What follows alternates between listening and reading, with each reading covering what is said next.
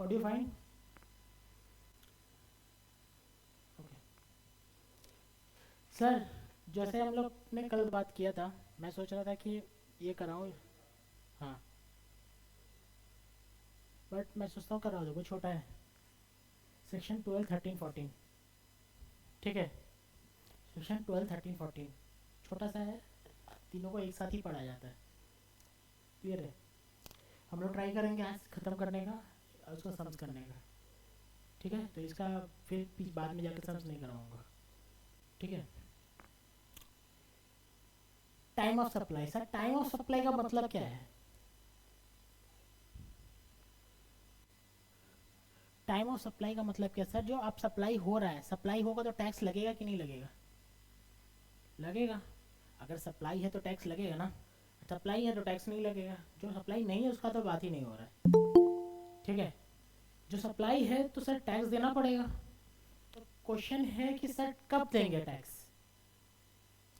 आज मैंने goods sale किया, ठीक है, आज मैंने गुड्स सेल किया, ऐसे रखते हैं एग्जांपल में।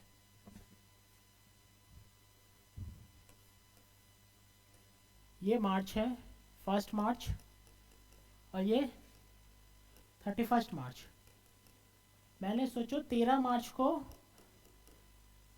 ठीक है, गुड्स सोल्ड किया, है ना? सप्लाई, टैक्स देना पड़ेगा। तो ये जो टैक्स देना पड़ेगा वो कब देना पड़ेगा? गवर्नमेंट कब आपसे मांगेगी टैक्स? हर टैक्स का पेमेंट करने का एक ड्यू डेट होता है। ठीक है, कोई भी tax, income tax, GST, TDS, advance tax, हर टैक्स का पेमेंट करने का एक ड्यू डेट होता है। गवर्नमेंट बोलती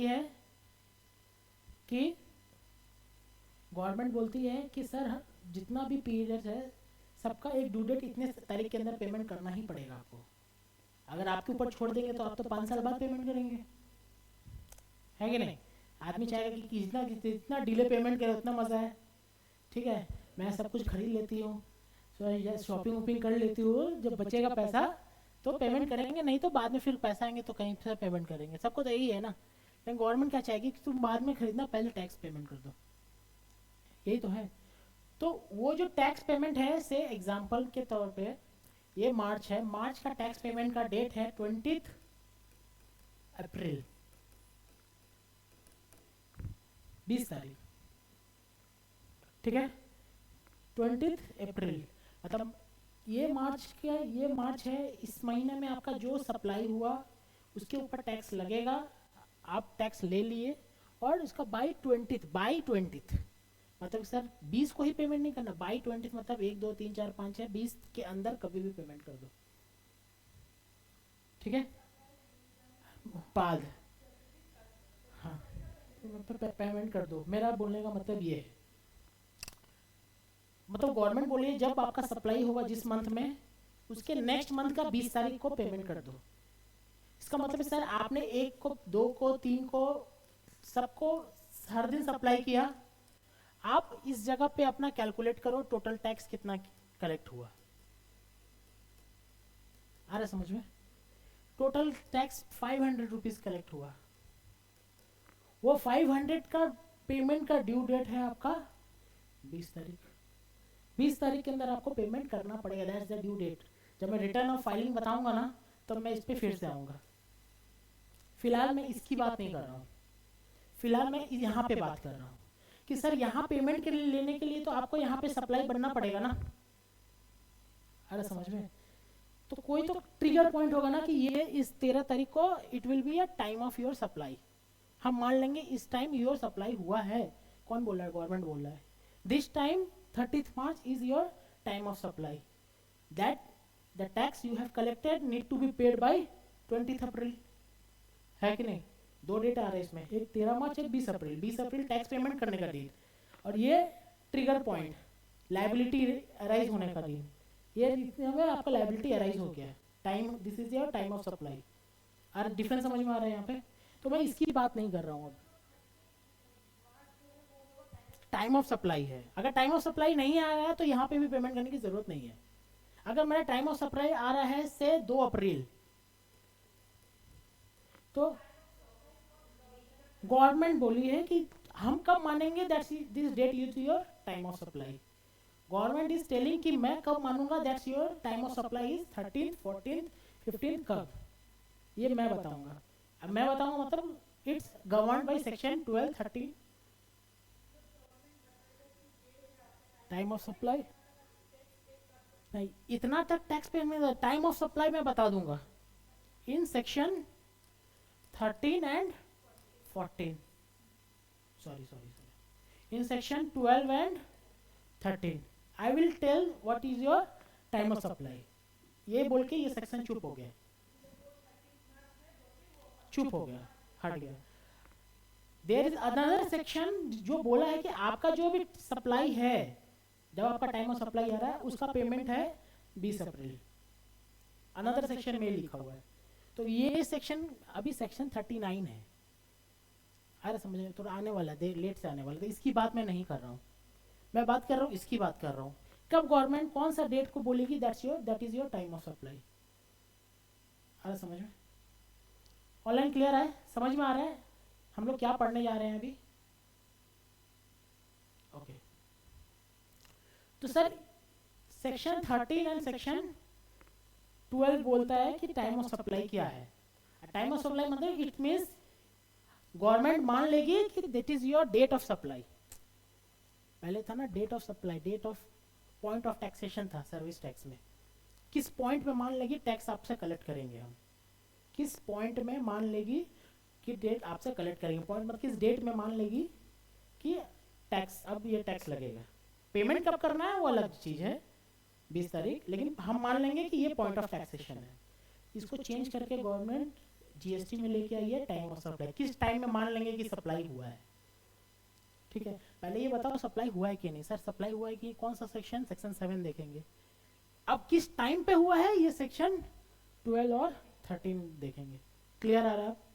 अब किस कब पेमेंट करना है सेक्शन 39 देखेंगे. क्लियर है. तो हम इसकी बात नहीं कर रहा हूँ, सेक्शन 7 पढ़ा दिया, सेक्शन 12, 13 की बात कर रहा हूँ. क्लियर है, एकदम crystal clear. Sir time of supply दो चीज हो सकता है, या तो गुड्स या सर्विस. हम दोनों को एक साथ पढ़ेंगे सो दैट इजी दोनों निकल जाए, कंपेयर कर पाएंगे. ठीक है, ये गुड लक था. हाँ ठीक थी स्टार्टिंग में. ओके ठीक है, हम लोग पढ़ेंगे गुड्स के लिए क्या है. गुड्स के लिए सेक्शन 12, सर्विस के लिए सेक्शन 13. ठीक है. और एक चीज मजा का बात है, हम इस पे जाएंगे. ये तो प्रोविजन है ना भाई, मैंने जानबूझ के ना आपके लिए एक हैंड रिटन बना दिया है.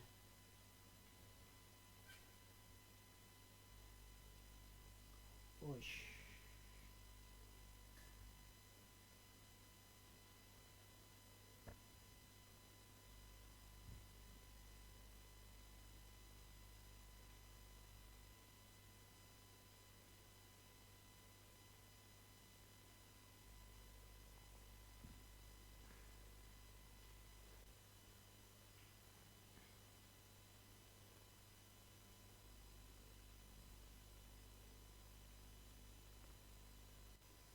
इजी है, चार्ट है, कुछ पढ़ना नहीं है, सही देखना है. ठीक है, देखो पहले सेक्शन 12 ऑनलाइन क्लास दिख रहा है, ये आप बना लो अगर बना सकते हैं तो. कि इसमें कुछ चेंजेस है वो मैं आपको बता दूंगा.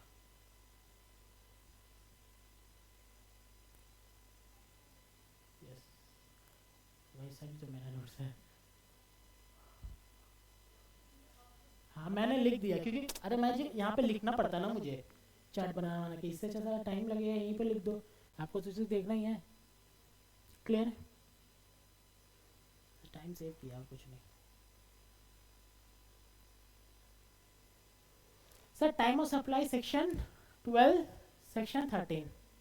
ठीक है, राइटिंग समझ में आ रहा है. ठीक है, अब पहले हम गुड्स के पास आते हैं.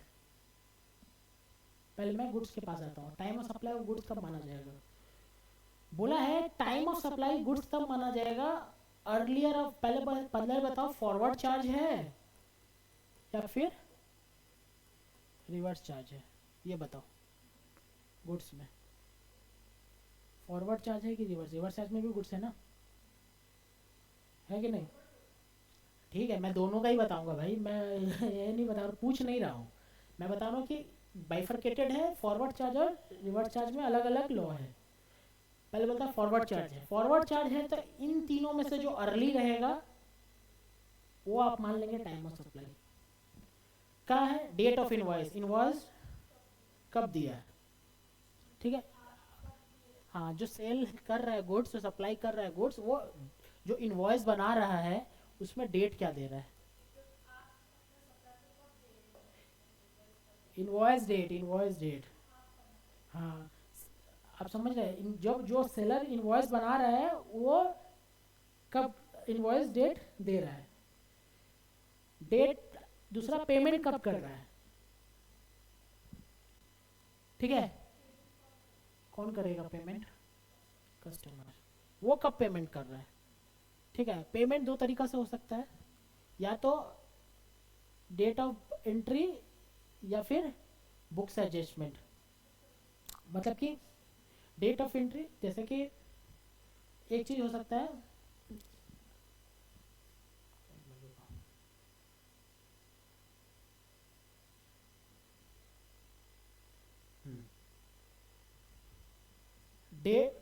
Date of supplier receive the payment, date of payment, entering in the books of account or crediting the bank of account, whichever is,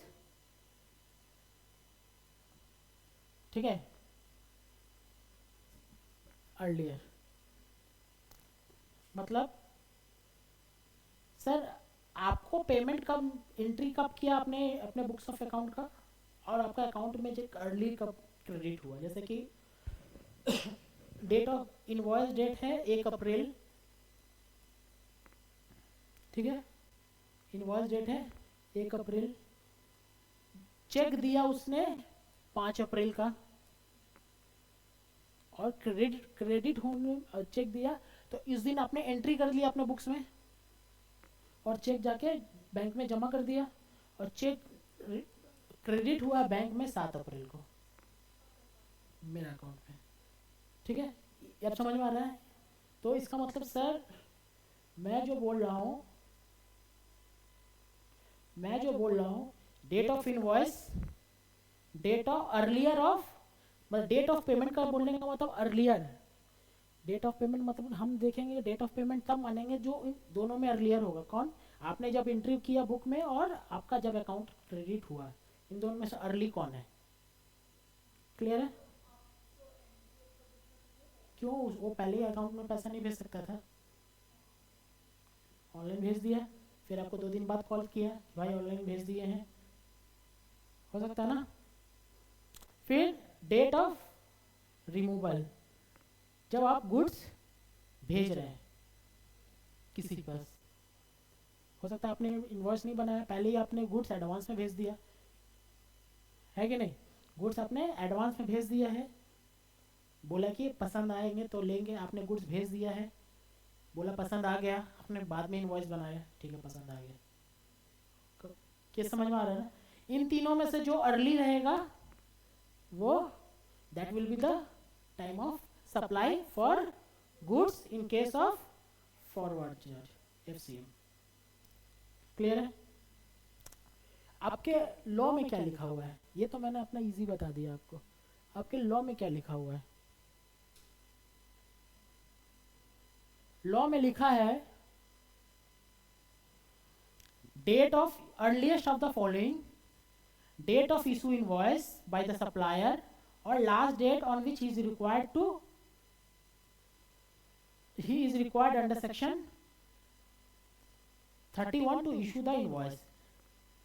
law में ये लिखा हुआ है, लॉ में क्या लिखा हुआ है, डेट ऑफ इनवॉइस और last date of section 31, clear है? लास्ट डेट ऑफ सेक्शन, तो हम पढ़ते हैं कि लास्ट डेट में क्या लिखा हुआ, सेक्शन 31 के पास थोड़ा जाते हैं, क्या लिखा है,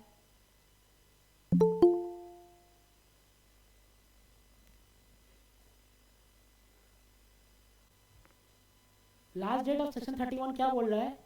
removal time of supply, limit of raising invoice, invoice कब रेज करेगा, टाइम लिमिट क्या इनवॉइस रेज करने का, ठीक है। क्या बोला है? Before eight the time of removal, अगर मूवमेंट है तो, और मूवमेंट नहीं है तो, अगर डिलीवरी है कहीं पे तो डिलीवरी जब करेंगे तब, मतलब गुड्स आपका अगर मूव हो रहा है तो जब आप गुड्स मूव करेंगे देन, और जब आप गुड्स मूव करेंगे तब आपको इनवॉइस रेज करना पड़ेगा। पहला बात ये है। दूसरा बात ये है कि अगर मूवमेंट नहीं हो रहा, गुड्स मूवमेंट नहीं हो रहा मतलब नहीं, जैसे आप लिफ्ट बना रहे हो तो ऐसा नहीं होता ना कि आप लिफ्ट फैक्ट्री में बना के वहाँ पे जाके लगा दिए। सोचिए आप एक स्केलेटर बना रहे हैं। स्केलेटर क्या होता है? स्केलेटर ऐसा नहीं है ना कि स्केलेटर चल रहा है, आप उठा लिए, चलते चलते चलते चलते वहाँ पे जाके लगा दिए, वो सब नहीं होता है। वो क्या होता है? वो जाके वहीं इंस्टॉल होता है। आप सामान लेके जाएंगे, वहीं पे जाके इंस्टॉल होगा, आप रेडी करके वहाँ पे दे देंगे, हैंड ओवर दे देंगे पोजीशन का। गुड्स डिलीवर और making available thereof to the recipient. हाँ हाँ, तो आपका जब आप रिमूव करेंगे गुड्स तब इन केस ऑफ भेज देना, ठीक है। या फिर अगर मूवेबल नहीं है तो जब रेडी टू डिलीवरी है तब, that is the time limit. मतलब कि सर अगर मैं बोलूं, सेक्शन 31 में बोला है इन respect of goods movement of goods होगा तो before removal is your time limit for, before removal नहीं समझ में आ रहा है।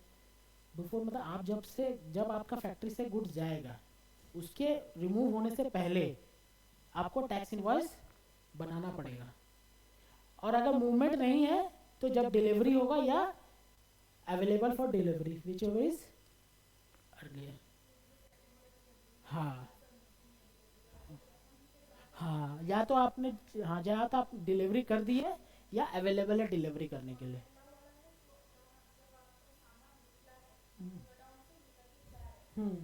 कस्टमर के तब इनवॉइस बना देना है इन केस मूवेबल है तो। इनवॉइस जब इंस्टॉल हो गया है तो या तो आप डिलीवरी कर दिए हैं या अवेलेबल है डिलीवरी करने हैं, इसमें इन दोनों में से जो अर्लियर है तब आपको इनवॉइस रेज करना पड़ेगा एज पर सेक्शन 31। आ रहे समझ में? तो सर सेक्शन 31 में अभी मैंने यहाँ पे क्या पढ़ा है? अभी मैंने पढ़ा है कि sir date of issue invoice, मतलब डेट ऑफ इनवॉइस, आ रहा है ना, date of removal if goods are movable, है ना। और तीसरा क्या है? Date of payment. दिख रहा है आपको? Date of payment, date of payment में डेट ऑफ एंट्री और डेट ऑफ क्रेडिट, आपके अकाउंट में जब क्रेडिट हुआ, इन दोनों में से जो पहले, आप समझ में आ रहा है तीनों का, इन दोनों तीनों में से पहले। तो मैंने अभी क्या लिखा था, यही तो लिखा था, देखो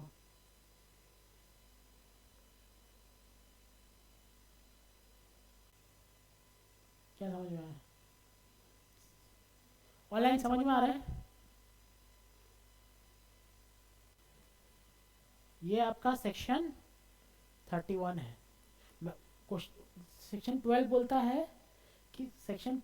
है कि date of invoice, time limit of section 31 और date of payment whichever is earlier, lower नहीं अर्लियर।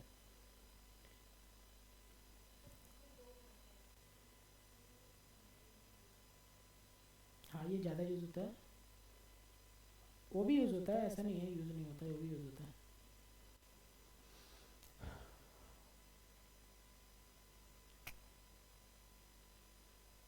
ऑनलाइन समझ में आ रहा है? बताओ, क्लियर है? ओके।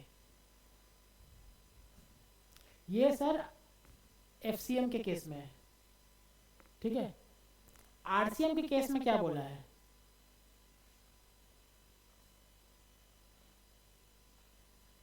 आरसीएम के केस में क्या बोला है, समझ में आ रहा है ये वाला? Sir date of payment invoice का बात कर रहा था, ये यहाँ पर सेक्शन 31 का रेफरेंस दे रहा था, तो मैंने बोल दिया डेट ऑफ रिमूवल जो अर्लियर होगा वो होगा time of supply for goods for FCM. Clear है? यहाँ पे आरसीएम के केस में क्या बोल रहा है, date of payment, date of receipt of goods और date of 31st day of invoice. आपने आरसीएम के केस में, आप आरसीएम के केस में, आरसीएम जैसे कैश्यू नट, आपने कैश्यू नट खरीदा एग्रीकल्चर से, याद आ रहा है समझ में, एग्रीकल्चरल से कैश्यू नट खरीदा, आपने कब पेमेंट किया बताओ? हाँ ठीक है चलो, जब खरीदा तब पेमेंट किया। आपने गुड्स कब लाया घर पे? हो सकता है कि गुड्स बाद भी ला सकते हैं, हो सकता है पहले भी गुड्स लेके आ जाए, पेमेंट बाद में करेंगे, सब केस पॉसिबल है। तीसरा है कि आपका जो इनवॉइस बना है, ठीक है, आप हो सकता है कि डेट ऑफ पेमेंट में इनवॉइस बना होगा, हो सकता है बाद में इनवॉइस बना होगा, हो सकता है पहले ही इनवॉइस बना दिया होगा। आपका जो इनवॉइस बना है, ठीक है, उसका after 30th day, after 30th day, ठीक है, आफ्टर 30 मतलब 31st डे, यही है ना, 31st डे, इन दोनों में से, इन तीनों में से जो अर्ली होगा वो, ठीक है। आ रहा समझ में? किसके केस में? आरसीएम के, आरसीएम ऑफ गुड्स, अभी मैं गुड्स ही बता रहा हूँ। ऑनलाइन क्लियर है? Online class okay.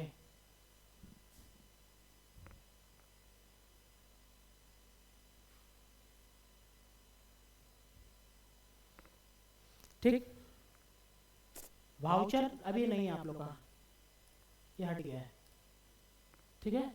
यहाँ मेरा लिखा हुआ गलत का सी है, वहाँ पे मैंने काट दिया, ऑलरेडी काट दिया ना, ठीक है, वाउचर नहीं है।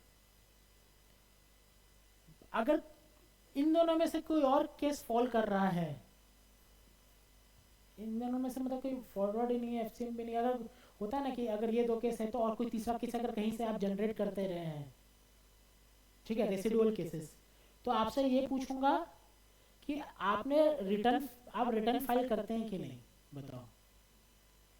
आप बोलेंगे यस, तो date of filing of return is your time of supply, ठीक है। अगर आप रिटर्न फाइल नहीं करते तो date of payment of GST is your time of supply. आ रहे समझ में?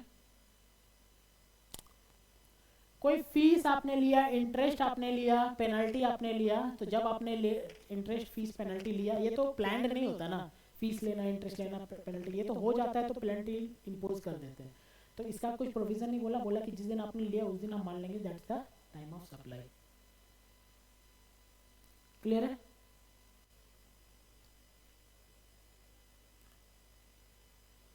आ रहे समझ में कि नहीं आ रहा? एक बार ये तो मेरा हाथ से लिखो, इजी है ना, ठीक है मैं भेज दूंगा, लेकिन इसमें क्या नहीं, ये भी लिखा हुआ है ना, आप इसको मैं भेज दूंगा, लेकिन आप लोग इसको ये वाला को मत लिखना, वाउचर मत लिखना, ठीक है। ये मैं शीट भेज दूंगा आप लोग को, बट ये वाला मत लिखना, ठीक है, इसीलिए मैं इसको नहीं भेजा था कि पता नहीं कोई इसको भी याद करके चला जाए। ओके, अब इसमें देखते हैं, ये तो प्रोविजन है भाई, इसको तो देखना पड़ेगा। अच्छा एक चीज और है, एक चीज और है,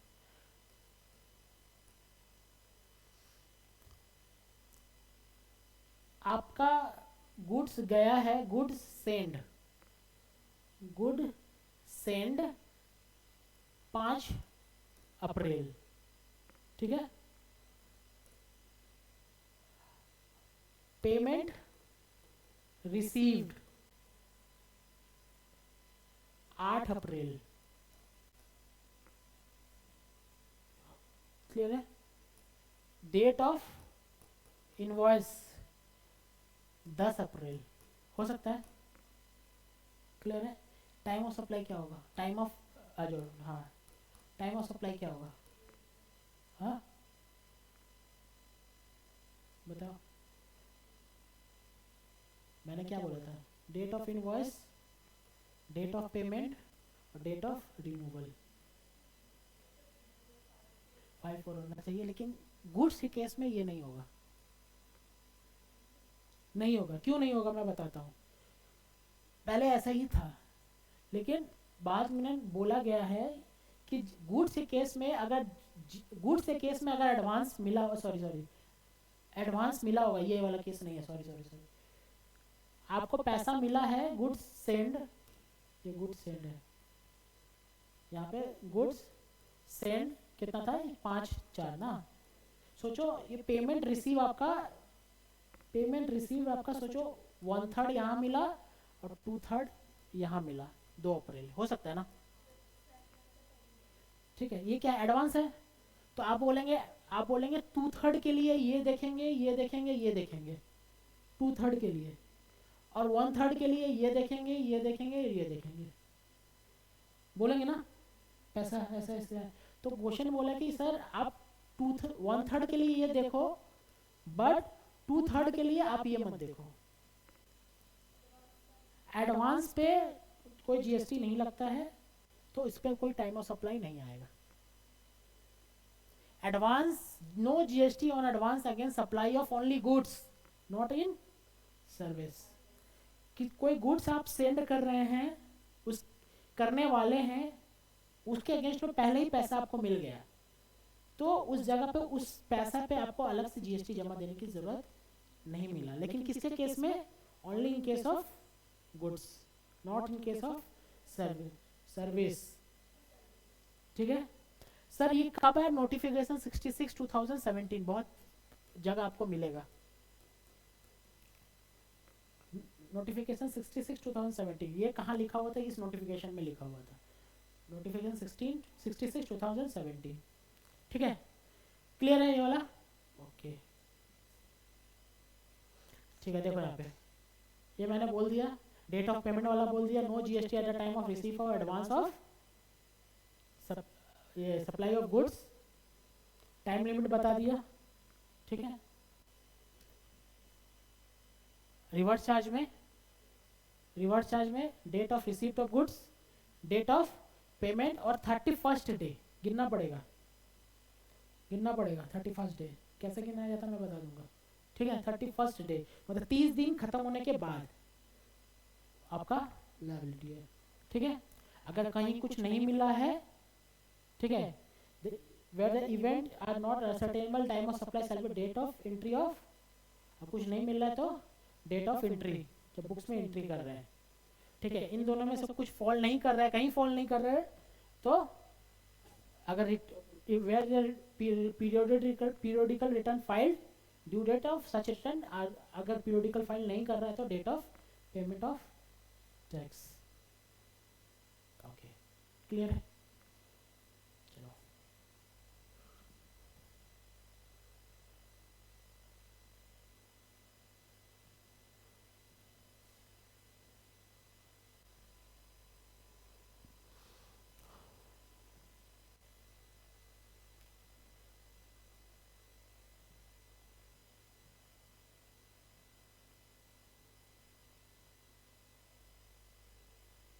क्वेश्चन करें।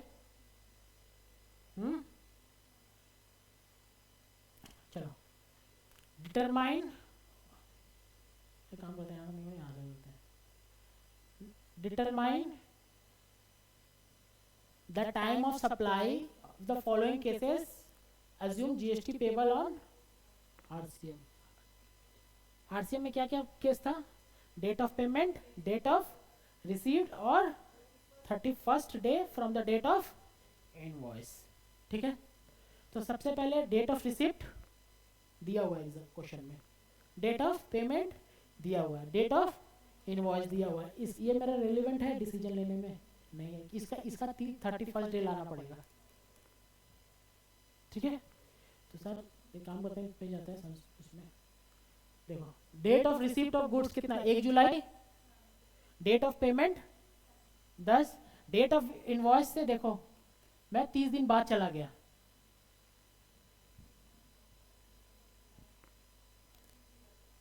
मिल रहा है ना सर। जून कितना का महीना, 30 का महीना है, ठीक है। तो सर 29 जून से 29 जुलाई कितना हो गया, 30 दिन। अगर सॉरी अगर 31 का महीना होता ना तो 29 जून से 28 जुलाई, ये होता मेरा 30 दिन। दिख रहा है आपको, अगर 31 का महीना होता तो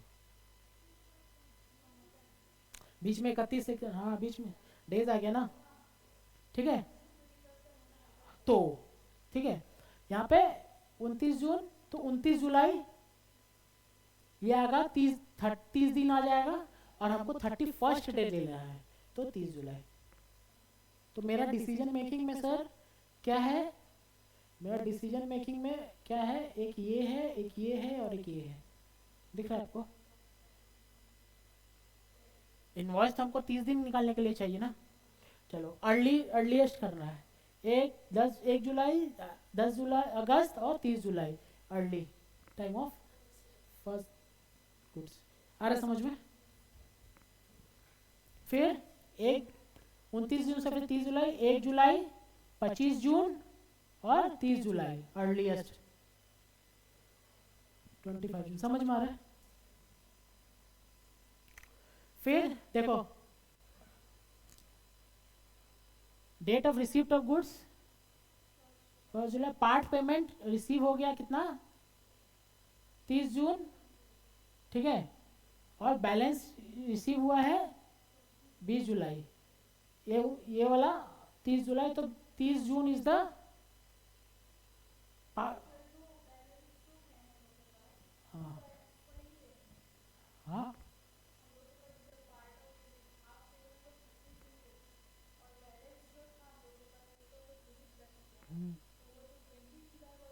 वो नहीं नहीं, क्या बोला है, दो पार्ट है, फर्स्ट पार्ट और सेकंड पार्ट, है ना। फर्स्ट पार्ट में हमको क्या देखना है, 30 जून, 1 जुलाई, 1 जुलाई, तो हम मेरा अर्ली है 30 जून, ठीक है। और दूसरे में क्या देखना है कि 20 जुलाई, 1 जुलाई और 30 जुलाई, तो अर्ली है 1 जुलाई। समझ में आ रहा है। 1 जुलाई यहाँ पे, 1 जुलाई यहाँ पे, 30 जून यहाँ पे, और 30 जून यहाँ पे। हाँ टाइम ऑफ सप्लाई अलग अलग है दोनों का। क्लियर है, ऑनलाइन क्लास क्लियर है। Okay sir, payment enter into the books of account कब एंटर इनटू किया है, 28 जून को, ठीक है। And debited in the bank 30 जून, तो 30 जून से हमको कोई मतलब नहीं, अर्ली पकड़ना पड़ेगा, तो ये यहाँ पे कोई रेलेवेंस नहीं लेके आता। आ रहा समझ में।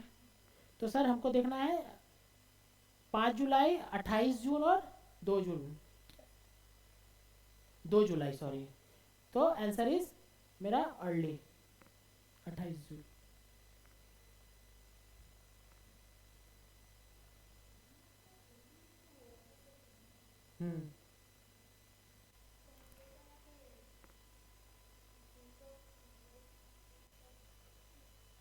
हाँ पहले पेमेंट, डेट ऑफ इसमें 1 जून और पेमेंट किया 28 जून, हो सकता है ना।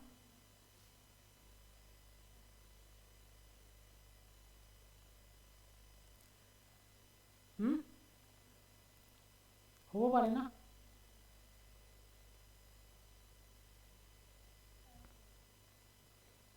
अब देखो जुलाई में क्या बोल रहा है, डेट ऑफ इनवॉइस 1 जुलाई, payment enter into the books, कब पेमेंट इंटर किया है, 30 जून को, और बैंक में कब आया है, 26 जून को। दिख रहा है आपको। तो मेरा ये 30 जून वाला इरेलीवेंट हो जाएगा, क्योंकि अर्ली पकड़ना है हमको, इन दोनों में से अर्लियर कौन है। आ रहा समझ में। तो मेरा ये 1 जुलाई, 26 जून और 30 जुलाई, आंसर इज 26 जून। आ रहा है। फिर क्या बोला है, 1 अगस्त, 10 अगस्त, ठीक है, वो जो भी 30 अगस्त, 30 जुलाई इज द 31 वो डेट। क्लियर है? तो इसका मतलब सर आरसीएम के केस में आपको निकालना पड़ेगा दिन। कैसे निकालना पड़ेगा? बीच में अगर 30 दिन का महीना है, एक महीना से दूसरे महीना में जा रहा 30 दिन का महीना है, तो सेम डे +1। ठीक है, फिर अगर 31 दिन का महीना है तो सेम डे, क्योंकि +1 करने की जरूरत नहीं है, बीच में तो 31 आ ही गया ना। आ रहा समझ में? फिर 28 का महीना है तो सेम डे +2। ये भाई दिन गिनने वाला मत बताना हमको कि सर बता दीजिए, वो आपको करना पड़ेगा थोड़ा। ठीक है, अगर आपको दिन गिनना नहीं आ रहा है तो एक काम करना, घर पे जाना और करना 5 3 और खुद से दिन गिनना कि कितना आ रहा है। तो आपका आएगा सेम महीना 6 3। तो देख लेना गूगल में करके कि ये है कि नहीं, तो आपको कॉन्फिडेंस आ जाएगा कि अच्छा सही बात है। ठीक है, अब यहाँ नहीं बता पाएंगे। क्लियर है? ऑनलाइन क्लास क्लियर है ये वाला? आगे बढ़े? शाबाश, आएगा आएगा आएगा। पर आपको इजी लग रहा है तो मतलब नहीं आएगा। आएगा आएगा आएगा आएगा आएगा। आया है भाई।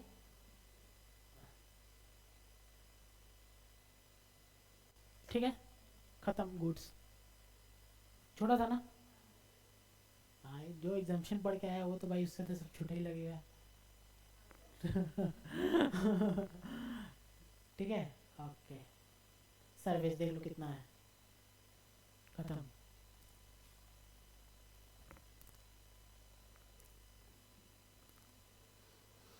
सर्विस, सर्विस में क्या बोलता है भाई? उसमें क्या था कि दिखता था गुड्स जा रहा है तो डेट ऑफ रिमूवल बता दिया। इसमें तो नहीं दिखे था क्या सर्विस जा रहा है, दिखता नहीं है ना। तो उसको तो ऐसे उस प्रोविजन में नहीं ले सकते हैं, उसको इसलिए अलग बनाना पड़ेगा। उसको बोला है कि तू सर्विस जो दे रहा है ना, तुमको इनवॉइस 30 डेज के अंदर इशू करना पड़ेगा।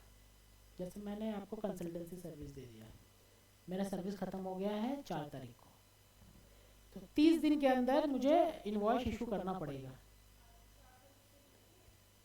30 दिन के अंदर आपको इनवॉइस रेज करना पड़ेगा। सर हम नहीं कर पाए इनवॉइस रेज। क्यों नहीं कर पाए? किसी भी रीजन से, मे बी मेरा नेग्लिजेंस, मे बी पार्टी में कुछ डिस्प्यूट था, किसी भी रीजन की वजह से हम इनवॉइस रेज नहीं कर पाए। तो बताएं, तो अगर 2 कंडीशन आता है, एक 30 दिन के अंदर इनवॉइस रेज कर दिया है तो क्या प्रोविजन, 30 दिन के अंदर इनवॉइस रेज नहीं किया है तो क्या प्रोविजन। ठीक है, invoice in respect of service within 30 days from the date of completion of service.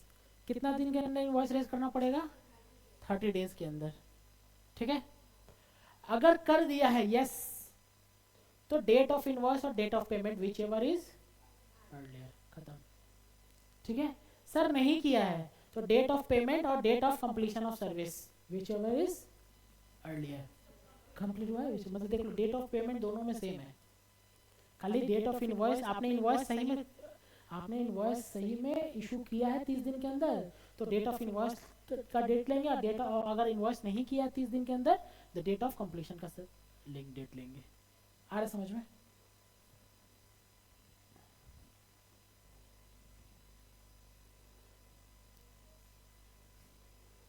Clear है?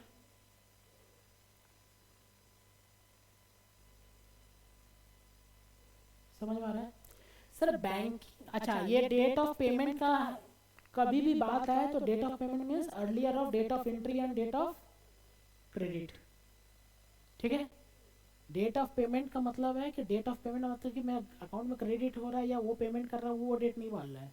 मैंने बुक्स में कब एंट्री किया है और मेरे बैंक अकाउंट में कब क्रेडिट हुआ है, इन दोनों में से जो अर्ली होगा that's my date of payment. जैसे पहले वाला डेट ऑफ पेमेंट का मतलब यही है इन जीएसटी। जब हम बुक्स में एंट्री किए हैं उसका चेक या उसका एनईएफटी कुछ भी, या और date of amount credited to bank account, इन दोनों में date of amount credited, date of credit, date of credit, जब अकाउंट में हम लोग का पैसा क्रेडिट हो गया, whichever is earlier, that's my date of payment. तो सर अगर सर गुड्स है तो हमको डेट ऑफ रिमूवल देखना पड़ेगा, और सर्विस है तो हमको 30 days from the date of completion of service देखना पड़ेगा। इसमें एक एक्स्ट्रा है कि सर आपको जो 30 दिन दिया हुआ है ना, सबको 30 दिन दिया हुआ है इन केस ऑफ सर्विस, लेकिन बैंकिंग और एनबीएफसी के लिए वो डेट कितना दिया हुआ है, 45 दिन। उसको ज़्यादा विंडो दिया हुआ है, कितना का, 45 डेज का दिया हुआ। तुम उसको बोला कि तुम 45 डेज के अंदर करना। सिंस देखिए बैंकिंग कंपनी बहुत बड़ा कंपनी होता है, ठीक है, बहुत सारे ट्रांजेक्शन रहता है, उसको 15 दिन एक्स्ट्रा करके रखा है। क्लियर है सर? आरसीएम के केस में क्या, ये तो फॉरवर्ड चार्ज के केस में हुआ। आरसीएम के केस में क्या, आरसीएम के केस में विच डेट ऑफ पेमेंट और 31st डे 61st डे देखना है from the date of invoice. आ रहा समझ में?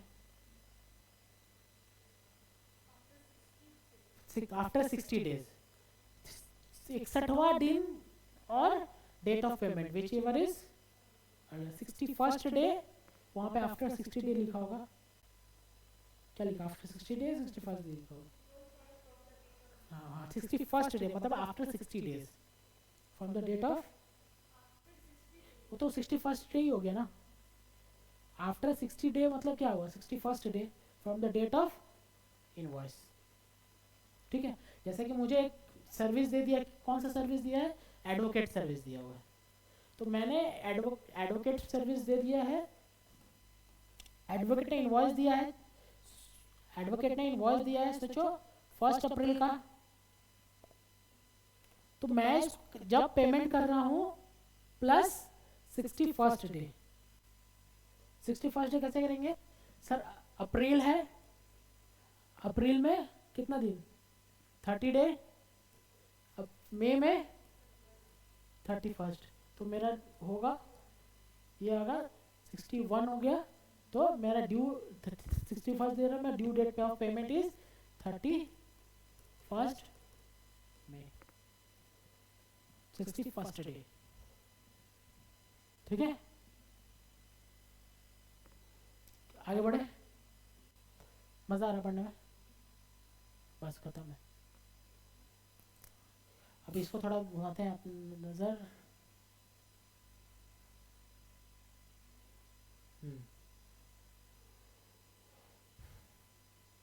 ये रहा यहाँ पे, time of supply, invoice issued within time prescribed in 31 section में बोला है, 31 का सेक्शन में आपने टाइम लिमिट दिया हुआ है। टाइम लिमिट हम एक बार देख लेते हैं 31 सेक्शन में क्या दिया हुआ है।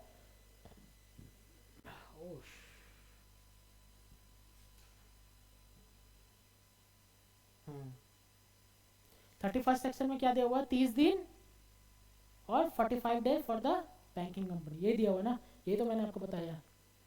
तो sir 31 day, sorry, date of issue of invoice, date of payment और सेक्शन 31 मतलब 30 डेज।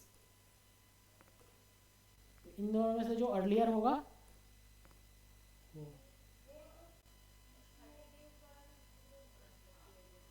नहीं, अगर वो 30 दिन के अंदर इनवॉइस इशू कर दिया, देन डेट ऑफ इशू और date of payment whichever is earlier, 30 दिन के अंदर पेमेंट इशू इनवॉइस इशू कर दिया। तो अगर 30 दिन के अंदर इनवॉइस नहीं इशू किया, invoice not issued within time prescribed under section 31, तो date of completion of service और प्रोविजन ऑफ सर्विस और डेट ऑफ रिसीप्ट ऑफ या payment of service whichever is earlier. अंदर ये टाइम लिमिट बोला है ना, टाइम लिमिट इज 30 डेज, 30 दिन के अंदर इनवॉइस इशू कर दिया तो।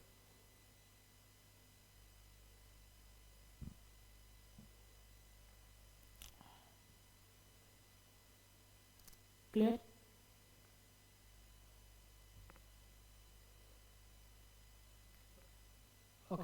देखो when the above अगर कुछ नहीं समझ में आ रहा है, अगर कोई इवेंट का कुछ नहीं है समझ में आ रहा है, तो date on which recipient shows the receipt of service in, अगर कुछ अलग इन दोनों में से कुछ अलग आ रहा है तो जब आप एंट्री करेंगे एंट्री तब वो डेट माना जाएगा। ठीक है, पता नहीं क्या है, कुछ अलग बोल दिया, कुछ भगवान भरोसा कुछ लेके आ गया, तब तो बोलेंगे हम टैक्स पेमेंट नहीं करेंगे, क्योंकि जिस दिन एंट्री आपने बुक्स में कर दिया वो सर्विस का उस दिन that your time of supply. हो सकता है ना कि इंडिया है ना, कुछ भी हो सकता है, तो बोला कि भाई इन दोनों में से अगर कुछ अगर कवर नहीं हो रहा होगा, तुमको लग रहा होगा ना ये है ना वो है, तो ये मान लेना कि जिस दिन एंट्री करेंगे उस दिन टाइम ऑफ सप्लाई, छोड़ेंगे नहीं तुमको, टाइम ऑफ सप्लाई तो रहेगा ही। समझ में आ रहा है ना? ये तो वही आरसीएम वाला डेट ऑफ पेमेंट और 61st डे। ठीक है,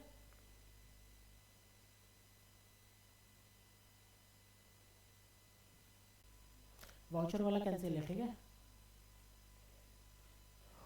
हो गया आपका खत्म, खाली सम्स करो। कराएंगे सेक्शन 13 और 14 हो गया, वो 15 है, सॉरी 12 और 13 हो गया, वो 14 है। थोड़ा इसको घूम लेते हैं। Explain the significance of time of supply. Significance क्या बोलना चाह रहा है वो आपसे, लॉ पूछ रहा है। GST payable on the supply of goods और service, time of supply indicates, अच्छा टीओएस मैंने लिखा है, आप लोग नहीं लिख सकते। Time of supply indicates point, indicates the point in which when the liability is arises, liability to pay, आपका liability कब arise हो रहा है वो indicate करता है, that's the time of supply. However, it is important to note that though the liability to pay tax arises at time of supply, the same pay can be paid to the government by the due date prescribed with the reference of time of supply. Liability arise कर दिया आपका, लेकिन payment कब करना है, जब आपका due date रहे। मैंने 20 तारीख बोला था आपको ड्यू डेट। ठीक है, तो मतलब it is a just liability कब आपका अराइज होगा पेमेंट करने का, 1 तारीख 2 तारीख 3 तारीख 4 तारीख, और आप पेमेंट कब करेंगे 20 तारीख, 20 दिन के 20 डेज के बाद। 20 तारीख बोल दिया ना मैंने, 20 days of next month. Clear है सर? एडवांस पे जीएसटी लगता है क्या? GST is payable on advance or receipt of goods or service. Do you agree? क्या नहीं, नो क्या बोल रही है? नहीं, अब गलत बोल रही है। मैं क्या बोला, एडवांस ऑफ गुड्स पे नहीं लगता, एडवांस ऑफ सर्विस पे तो मैंने तो बोला ही नहीं सर्विस पे के लिए। आ रहा समझ में? No, correct. While the GST is payable on advance on supply of service taxable under forward charge, the same is not payable in the case of advance received for supply of goods under forward charge. Goods पे नहीं लगता है। ठीक है, अब कौन सा notification में गुड्स पे नहीं लगता है? 66/2017। क्लियर है? फिर बोला as per section 30 time of supply of service under forward charge में क्या बोला, डेट ऑफ इनवॉइस, ठीक है, or date of payment whichever is earlier, if the same issued within 30 days from the date of supply। यही तो मैंने पढ़ा था, ये तो प्रोविजन ही लिख रहा है आपको, मैंने इसलिए यहाँ पे लिखा कि आप समझ पाओ कि हाँ ऐसे प्रोविजन लिखना पड़ता है। होगा? अरे होगा कि नहीं होगा? देखो, thus in case of service, if supplier receive any payment before provision of service or before issuance of invoice of such service, the time of supply is fixed at the point and the liability to pay tax on such payment arises. However, the tax can be paid by the due date में tax payment करना होता है, लेकिन liability arise हो जाएगा if you get the advance against the supply of service। ठीक है, इसमें वो बोला at the time of as regard the time of supply of goods taxable under forward charge is concerned, notification number 66/2017 15/11/2017 provides that registered person should pay GST on outward supply of good at the time of supply as specified in 12(2)(a), that is date of invoice or the last date on which the invoice is sought to have to be issued in terms of section 31. Therefore, in case of goods, tax is not payable on receipt of advance payment. Clear है? लिखने का तरीका समझ रहे हैं? हाँ क्या provision ला के मार दिया मुंह पे ना, लेकिन ये लिखना पड़ेगा आपको भाई, थोड़ा ऐसा छोड़ने से नहीं चलेगा। अगर नहीं लिख पा रहे तो घर पे प्रैक्टिस करो लिखने का, ठीक है? आप चाहिए तो मैं प्रोविज़न लिख के दे दूंगा आपको, लेकिन वो बहुत ज़्यादा कॉम्प्लिकेटेड हो जाएगा आपके लिए। आपके बुक में प्रोविज़न है, उसी को लिखो इजी लैंग्वेज में। क्लियर है? ये तो मैंने बता दिया आपको। चलो सर्विस के केस में बताओ। Determine the time of supply in case of supply following cases assume GST payable under reverse charge. ठीक है, रिवर्स चार्ज में पेमेंट होगा। रिवर्स चार्ज में पेमेंट क्या बोला था? डेट ऑफ इशू कहाँ से? 61 डेज, और रिवर्स चार्ज ही तो बोला ना।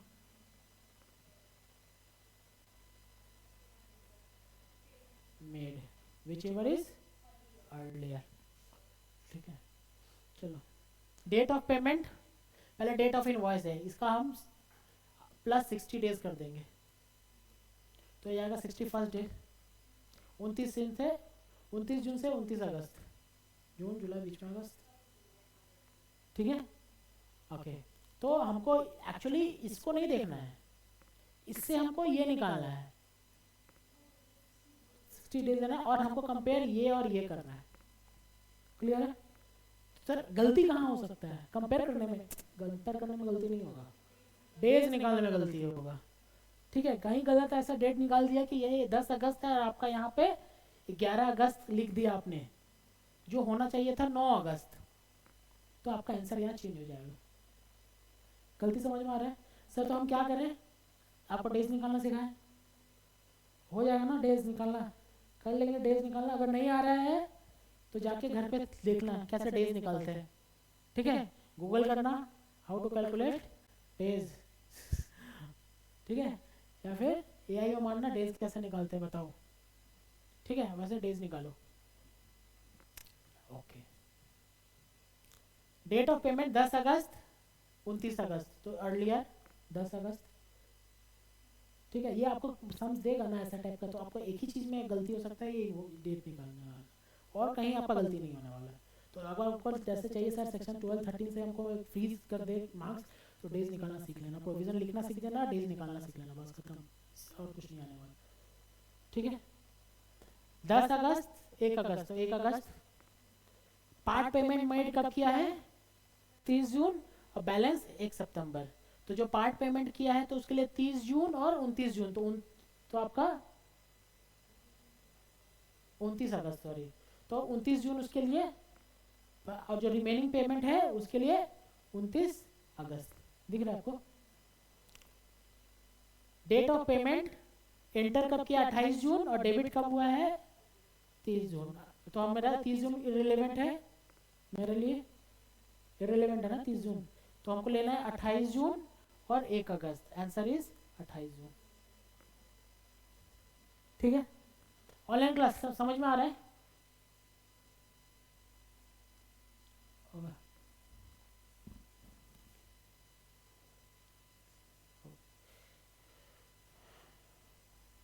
ये हो जाएगा ये भी।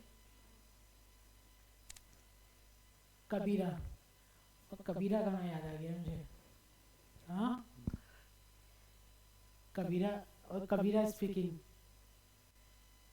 आपने देखा है मूवी हेरा फेरी? क्या Gen Z generation. Okay, Kabira industry engage in the transport service. देखो एग्जाम में क्वेश्चन दो तरीका से आता है, एक टेबल फॉर्म में, एक तो ऐसे केस स्टडी फॉर्म में, तो मैंने दोनों डालने का ट्राई किया है।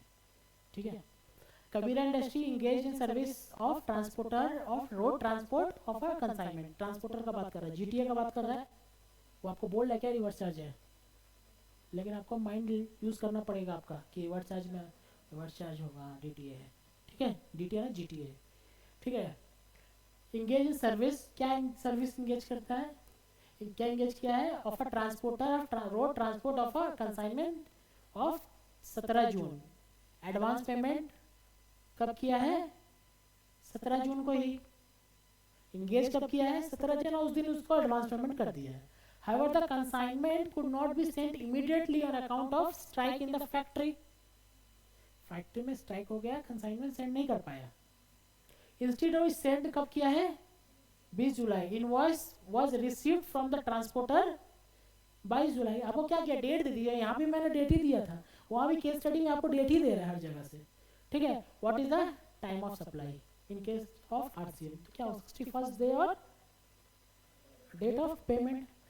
द टाइम ऑफ सप्लाई कैसे लिखेंगे, देखो पहले थोड़ा प्रोविजन लिखेंगे। The time of supply under service taxable under reverse charge is the earlier of 2 days, date of payment. ये एकदम याद करने की जरूरत नहीं है, अगर आपको याद नहीं हो रहा है तो छोड़ दो एक सेक्शन ये लिखना, लेकिन ये लिखना सही है। हाँ लिख सकते हैं, सेक्शन 13 लिखना तो लिख, लेकिन 12 मत लिख देना, ठीक है। लिखना तो एकदम कॉन्फिडेंट होकर सही सेक्शन लिखना। सर सबसेक्शन याद नहीं, ठीक है, सेक्शन नहीं लिखना। सर सेक्शन भी याद नहीं है मुझे, तो कुछ मत लिखना, लेकिन गलत मत लिखना, ठीक है, ठीक है। Date of payment of 31st, in case of date of payment precede 64 the date of invoice by the supplier survey, hence the date of payment is 17 June will be treated as time of supply. ये 17 जून को था, date of invoice कब था, इससे तो इससे क्या होगा, 61st डे तो निकाल के कोई फायदा ही नहीं है, क्योंकि जून हाँ अगस्त पहुंच जाएगा, तो डेट ऑफ पेमेंट भी लेना है ना, that's the time of supply. आ रहा समझ में, मजा आ रहा है।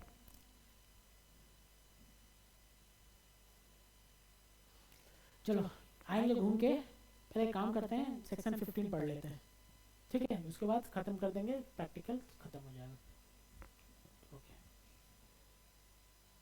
क्योंकि अब कुछ है नहीं आपको पढ़ाने के लिए, मेरा हो गया 12, 13, बस आप सम्स ही करवाना है, तो क्यों नहीं एकदम फ्रेश माइंड से मैं 15 भी कर लूँ, ठीक है। उसके बाद आपको लगेगा बोर लगने लगेगा सम्स करवाऊंगा तो, ठीक है, कि आपको पता है, okay.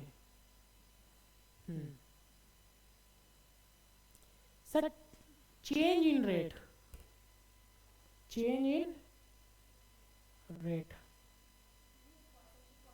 Section 15, section sorry 14, section 14, change in rate, क्या है इसका मतलब। सर मेरा आपसे एग्रीमेंट हुआ, डेट ऑफ एग्रीमेंट 13 जुलाई हो सकता है, डेट ऑफ गुड्स सेंड किया है, सोचो गुड्स सेंड किया है 25 जुलाई हो सकता है, डेट ऑफ पेमेंट सोचो 31 जुलाई हो सकता है, अरे हो सकता है कि नहीं हो रहा, हो सकता है, इजी केस है। अब क्या है ना, यहीं पे डेट ऑफ एग्रीमेंट तो हुआ होगा कि ये वाला सर्विस देंगे, ठीक है, यहीं पे रेट गवर्नमेंट का नोटिफिकेशन आया, आज के बाद से रात 8 बजे से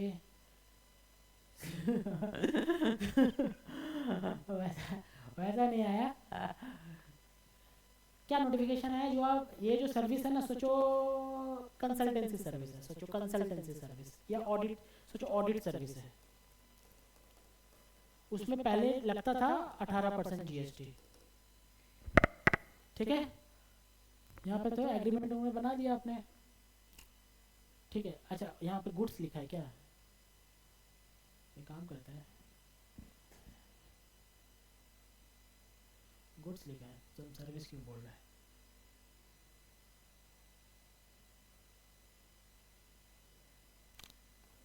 गुड्स तो पहुंच गए हैं वेंडर के पास, अभी बोला है ये जो गुड्स जो पहुंचा था ना, वो गुड्स का दाम था सोचो चेयर, चेयर हमको चेयर ही दिखा। एप्पल आईफोन, ठीक है। अरे चेयर देते फीलिंग नहीं आ रहा था ना, अभी आईफोन दिया तो फीलिंग आने लगा। एप्पल का आईफोन था, एप्पल का आईफोन का रेट था 18%। गवर्नमेंट ने बोला कि आपका 27 जुलाई से रेट विल बी 5%। क्या समझे? हाँ, क्यों नहीं हुआ?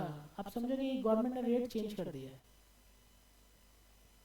गवर्नमेंट ने रेट चेंज कर दिया। अब यहाँ पे यहाँ पे तो सेलर खड़ा है पेमेंट देने के लिए, बोला कि सर जी एक काम कीजिए ना,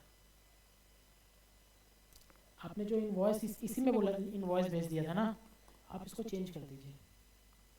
बोलेगा कि नहीं बोलेगा? हाँ, वो चेंज कर दिया आपका जो, हाँ वो जो एग्रीमेंट तो पहले सब हो गया। गुड्स, मेरा गुड्स जा रहा था ट्रक में करके, आईफोन जाके उसके पास लगा, उसके संग इनवॉइस भी था, ठीक है। अर्थात सोचो 10 लाख रुपया प्लस 18% जीएसटी, 1,80,000, तो 11,80,000 का इनवॉइस वैल्यू था। सिंस अभी ये क्या हुआ ना, ये रेट चेंज हो गया, अब 5% हो गया, तो होगा 10 लाख प्लस 50,000, तो 10,50,000 ये है ना, तो उसको तो बहुत फायदा हो जाएगा ना बॉस, है कि नहीं? बोला इसको चेंज कर दे। ये बोला कि कैसे चेंज करते? 18% था ना, बोला अभी रेट देख 5% हो गया ना, अब इन दोनों के बीच में झगड़ा हो जाना, कौन रेट लेगा, क्या सा रेट लेना, 5% लेना है कि 18% लेना है? Change in rate in between the transaction from the date of invoice till the date of payment, ठीक है? आ रहा समझ में? तो इसी का वो जो है ना, आप कुछ भी रेट लो, गवर्नमेंट को तो नुकसान फायदा हो सकता है ना, तो गवर्नमेंट को जरूरी था कि यहाँ पे प्रोविजन बनाना, कौन सा रेट लेना है आप लोग को, नहीं तो यहाँ पर आप खेलो इंडिया खेलो कर देंगे, है कि नहीं? मेरे जैसा लड़का होता तो क्या बोलता, 18% मत कर, ठीक है 5% कर, मैं तुमको अलग से 2% दे दूंगा। कट कट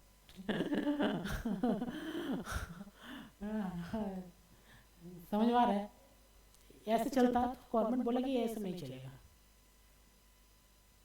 इतिया नॉवो ऐसे ही बोलते हैं ना, नॉवो।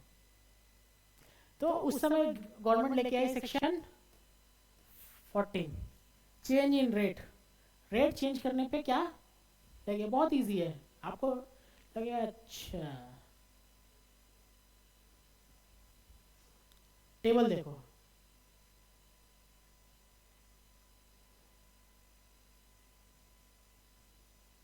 बोला कि दो दो चीज जहां पे हो गया वही रेट मान लेंगे। आपका 3 लेग है, क्या क्या लेग है? Date of invoice, date of payment, ठीक है, और डेट ऑफ सप्लाई। तो हम मान लेंगे टाइम ऑफ सप्लाई, रेट तभी का लगेगा जब आपका टाइम ऑफ सप्लाई होगा, टाइम ऑफ सप्लाई जब होगा तभी का रेट हम मानेंगे, पहले बात ये बोला। तो क्वेश्चन है कि टाइम ऑफ सप्लाई कब होगा, है कि नहीं? बोला अगर सप्लाई पहले हो गया, सप्लाई ऑफ गुड्स पहले हो गया, इनवॉइस भी पहले आपने दे दिया, कि पहले मतलब before change in rate, rate change होने से पहले पहले हो गया, इनवॉइस भी पहले दे दिया, अब रिसीव पेमेंट बाद में हुआ है, तो टाइम ऑफ सप्लाई होगा इनवॉइस, डेट ऑफ इनवॉइस।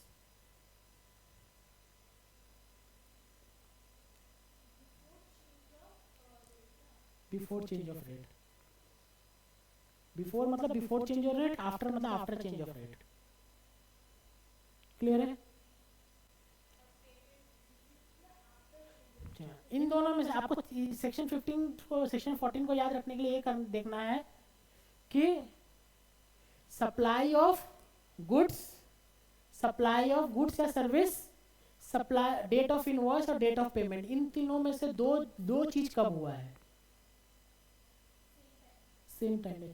मतलब कि आपका जो चेंज इन रेट जो हो रहा है उसके पहले या उसके बाद में दो चीज कब हो गया है sir? Supply of goods and service date of supply पहले हो गया, डेट ऑफ इनवॉइस भी पहले हो गया। तो मेरा हम मानेंगे जो पुराना रेट है, ओल्ड रेट, वही रेट पे इशू होगा। Time of supply will be the date of invoice. आ रहा समझ में?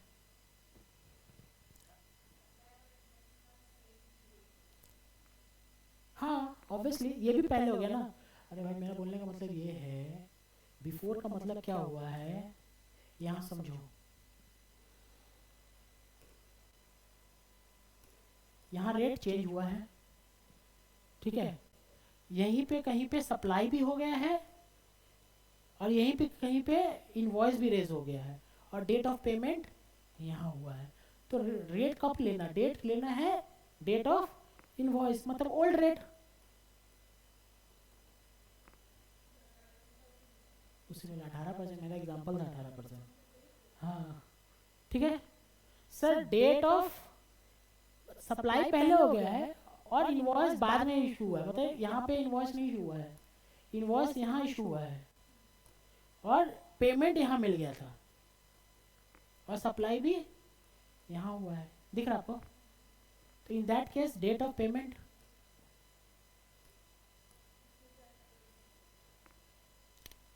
ठीक है। तीसरा में देखो क्या बोला है, सप्लाई यहाँ हुआ है, ठीक है, इनवॉइस यहाँ बना है और पेमेंट भी यहाँ बना है। तो दो चीज जहाँ हो गया है वही हम लोग, तो डेट ऑफ इनवॉइस और date of payment whichever is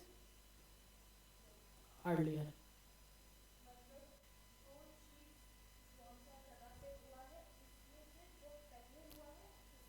वो लगेगा, that will be my time of supply. Clear है? तो दोनों ही केस में क्या होगा, न्यू रेट लगेगा। दिख रहा है ना? अरे भाई समझ में आ रहा है?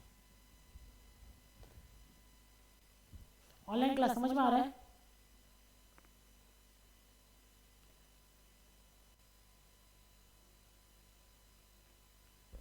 बर्लिना ने सिर्फ हाथ उठाया है। दीपशिका, विक्रम, ऋषिक, मंजिता, आप लोगों को समझ में आ रहा है? विटाली,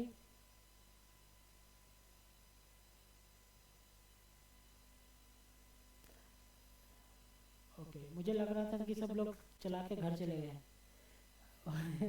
वीडियो ठीक है, that will B time of supply. और आपका नहीं, बस में बात नहीं करना है, supply of goods and service दोनों का बात कर रही है। आ रहा समझ में? सर देखो अभी क्या है यहाँ पे देखते हैं।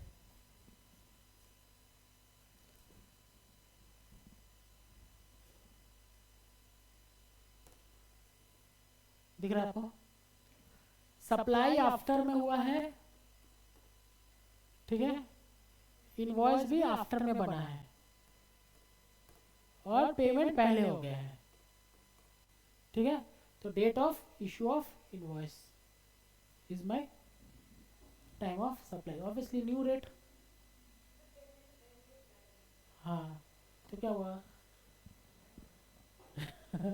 हो सकता है वो, मतलब कि प्लानिंग कर सकती है, प्लानिंग के लिए हम नहीं बोल रहे हैं, लेकिन लॉ में ऐसे ही लिखा हुआ है। सर हम कुछ ऐसा कोई एडजस्टमेंट करें कि पहले ही कर दे, बाद रिटर्न कर दे पैसा, फिर बाद में लेके आए, वो आप उस जगह पे मैं बात नहीं कर रहा हूँ, ठीक है, वो आपका बिजनेस डिसीजन है, ठीक है। फिर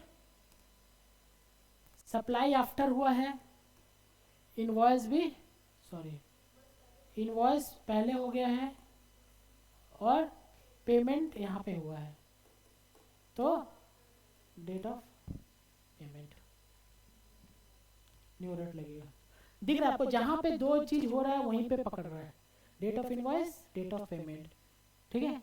और जहाँ पे date of invoice, date of payment जहाँ पे बाद में है वो अर्लियर।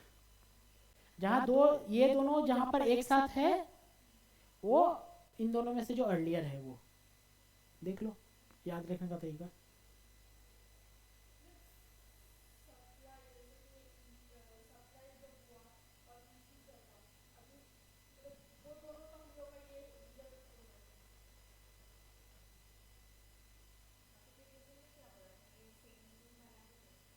क्या? कौन सा नोटिफिकेशन? ये मत देखो ना, अभी तो मैं बता ही नहीं रहा हूँ।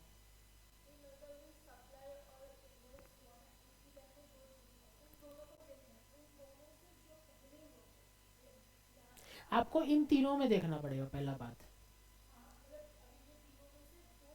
जहाँ हो रहा है, पहला बात देखो, पहले जहाँ इन दोनों में, तीनों में से जो दो चीज जहाँ हो रहा है, दैट वो होगा न्यू, वो रेट लगेगा। अब बात है न्यू रेट तो लगेगा, लेकिन टाइम ऑफ सप्लाई कब मानेंगे? टाइम ऑफ सप्लाई जब मानेंगे जब इन दोनों में से जो पहले होगा।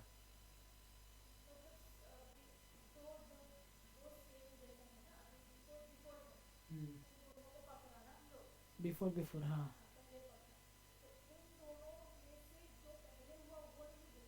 नहीं, वो तो आप देखो, आप वो सेक्शन 7 में चले, वो 14 में चले गए। रेट चेंज करने के लिए बात कर रहा है वो।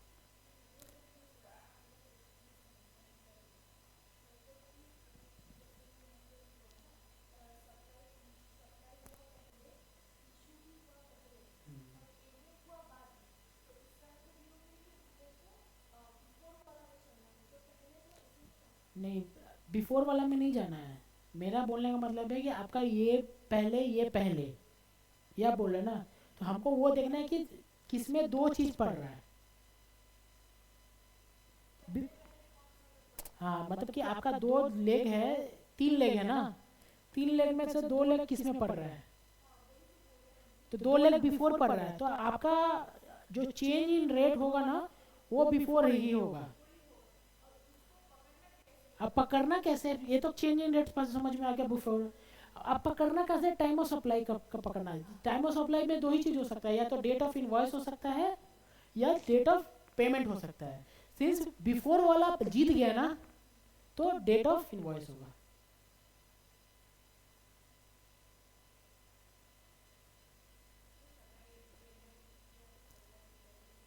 सप्लाई तो इसमें पहले ही है। सप्लाई भी पहले, और नहीं, 14 देखो, 14 वाला कब है? 14 वाला है जब रेट चेंज नहीं हुआ तब।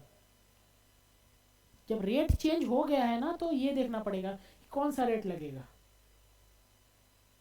समझा ना? 14 और 13 मैंने कब पढ़ाया, सॉरी 12 और 13 कब पढ़ाया? 12 और 13 पढ़ाया जब रेट चेंज नहीं हुआ था।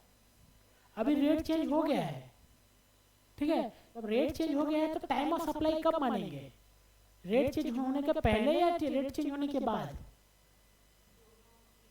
जब दो चीज एक ही जगह पे आएगा तो हम उसको मानेंगे वो टाइम ऑफ सप्लाई है। आ रहा समझ में? मैडम समझ में आ रहा है? हाँ, ठीक है। ऑनलाइन समझा पा रहा हूँ मैं कि नहीं समझा पा रहा हूँ?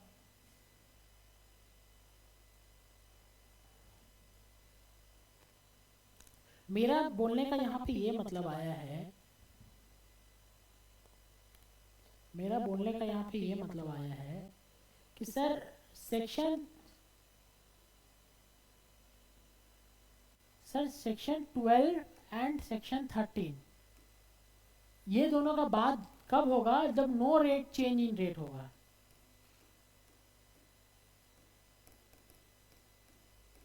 और सेक्शन 14 का बाद कब होगा? जब ये चेंज इन रेट होगा। अब इसमें सेक्शन 12 और 13 में आपको मैंने time of supply of goods बताया और time of supply of service बताया। समझ में आ रहा है? और टाइम ऑफ सप्लाई के लिए बताया है कि लायबिलिटी अराइज कब होगा। ये होगा ना, ये बताया। यहाँ तक क्लियर है? सेक्शन 12 में जाए तो बोला चेंज इन रेट हुआ है, तो which rate is to be taken?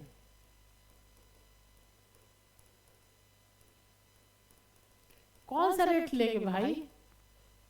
New rate और old rate?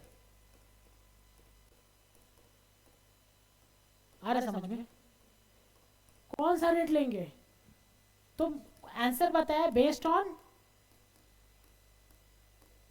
Time of supply, not in 13 14 date of time of supply as per section 14। आप बताओ टाइम ऑफ सप्लाई का क्या है, सेक्शन 14 में क्या टाइम ऑफ सप्लाई दिया हुआ है। तो मैं आपको बोल रहा हूँ कि सर सेक्शन 40 में टाइम ऑफ सप्लाई देखने का तरीका यही है कि आपका 3 है, सप्लाई, इनवॉइस और पेमेंट। 3 चीज है। आप देखो कि 2 चीज कहां फॉल कर रहा है। ठीक है, 2 चीज कहां फॉल कर रहा है सर, 2 चीज कहां फॉल कर रहा है। तो सर आपका 2 चीज यहां फॉल कर रहा है। यहां आपका ओल्ड रेट या फिर न्यू रेट, 2 चीज यहां फॉल कर रहा है। तो आपका टाइम ऑफ सप्लाई, ये डेट ऑफ इनवॉइस आ रहा है समझ में, डेट ऑफ इनवॉइस। फिर मैंने बोला कि नहीं सर आपका 2 चीज यहां फॉल कर रहा है। ठीक है, 2 चीज यहां फॉल कर रहा है। तो आपका time of supply, date of payment, आ रहा समझ में। सर मेरा 2 चीज यहां फॉल कर रहा है। तो इन दोनों में से जो अर्लियर होगा वो, हाँ वही है। तीनों केस में अर्लियर नहीं है, देखो तीनों केस में अर्लियर नहीं है। कहाँ तीनों केस में अर्लियर है, इन दोनों में अर्लियर कहाँ से होगा, डेट ऑफ इनवॉइस है। अर्लियर कब फॉल होगा, जब रिसीप्ट और पेमेंट एक ही जगह फॉल कर रहा है, तब अर्लियर पकड़ेंगे। आ रहा समझ में। मैं आपको बोला कि टाइम ऑफ सप्लाई यही दोनों में से कोई एक हो सकता है। टाइम ऑफ सप्लाई या तो इनवॉइस हो सकता है या फिर पेमेंट हो सकता है। आ रहा समझ में। टाइम ऑफ सप्लाई या तो इनवॉइस हो सकता है या फिर पेमेंट हो सकता है। तो सर यहाँ पे देखो, फिर से ये वाला बताता हूँ, अलग अलग एग्जांपल देंगे।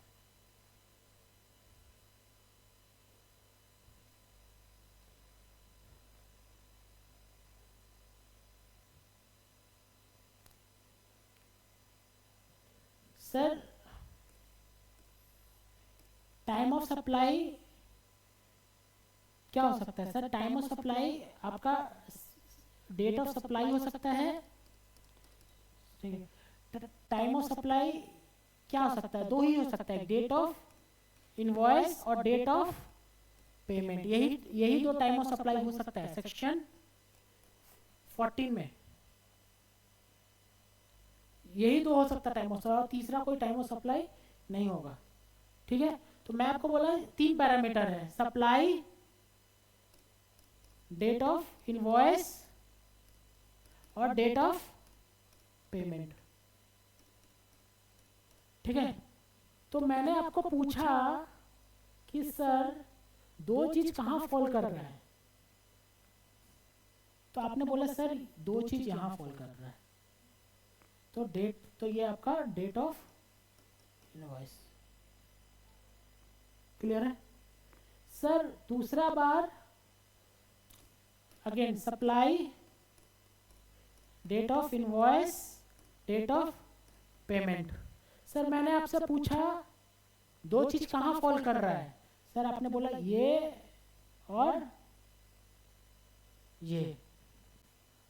तो अब मैंने आपको पहले ही बोल दिया था कि ये हो सकता है, तो डेट ऑफ पेमेंट होगा। क्लियर है सर। मैंने आपसे पूछा कि सर 2 चीज कहां फॉल कर रहा है,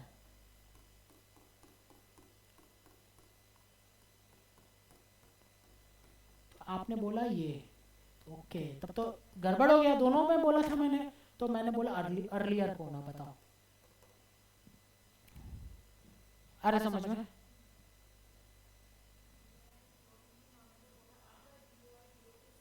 सेम हुआ, अर्लियर है वही होगा। आ रहा समझ में, अरे वही समझ में आ रहा है। क्लियर है।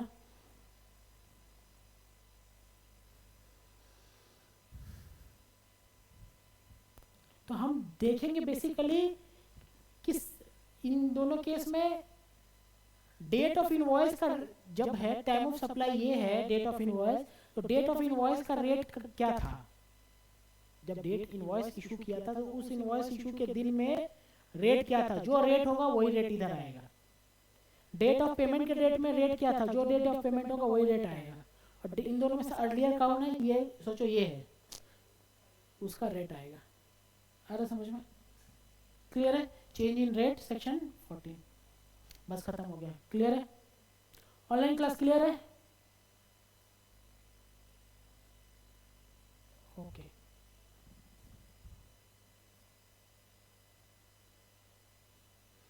चलिए आप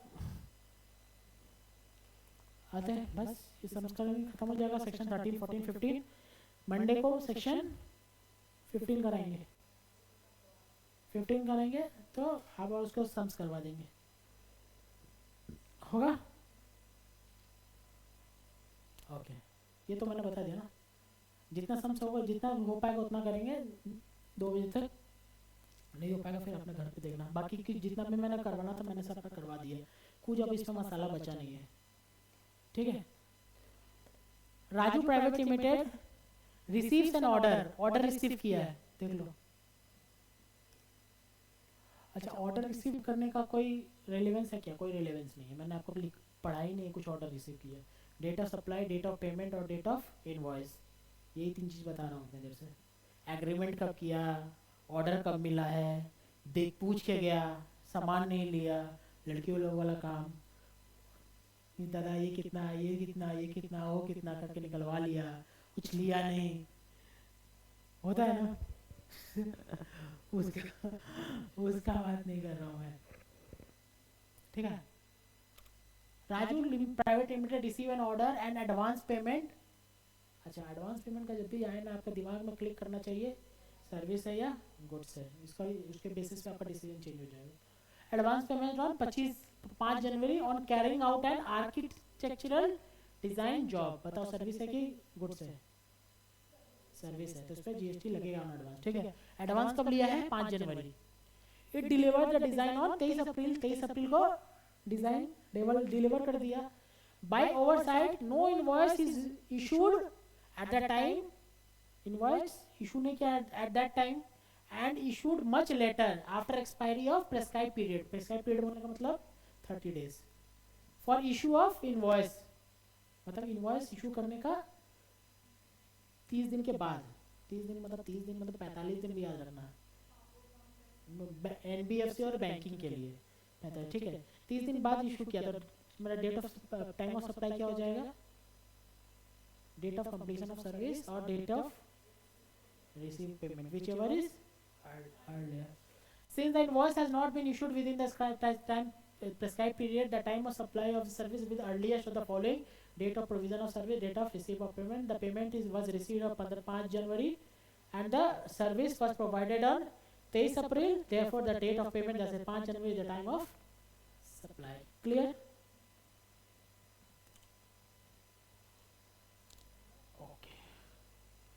Investigation shows that 150 cartoon of cremate capacitor, जो भी हो, ठीक है, चाहे गुड्स है कि सर्विस है, गुड्स है, वेयर डिस्पैच्ड ऑन, कब डिस्पैच किया है? 2 अगस्त, but no invoice was raised and the transaction were not entered, transaction was were not entered in the accounts. 2 अगस्त को गुड्स भेज दिया है, इनवॉइस भी रेज नहीं किया है, ट्रांजैक्शन भी एंटर नहीं किया है। There were no evidence of the receipt of payment, payment भी रिसीव नहीं हुआ है। What is the time of supply? हाँ, होना चाहिए। A registered person has to pay GST on outward supply at the time of supply of goods as specified in section 12. Date of issue of invoice or the last date on which the invoice is ought to be have issued at in terms of section 31. समझ में आ रहा है?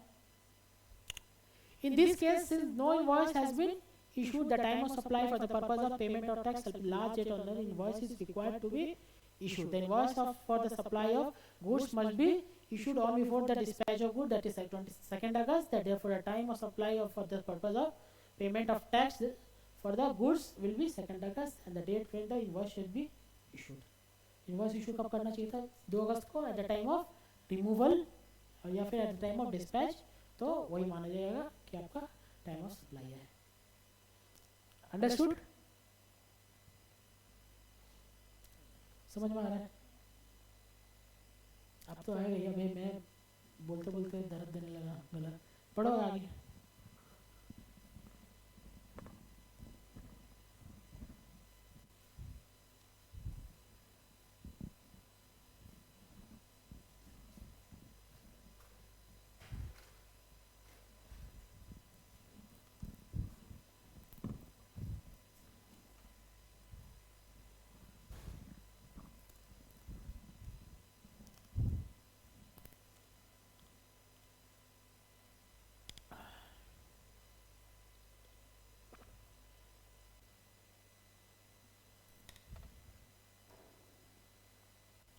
ये खुद से पढ़ो भाई.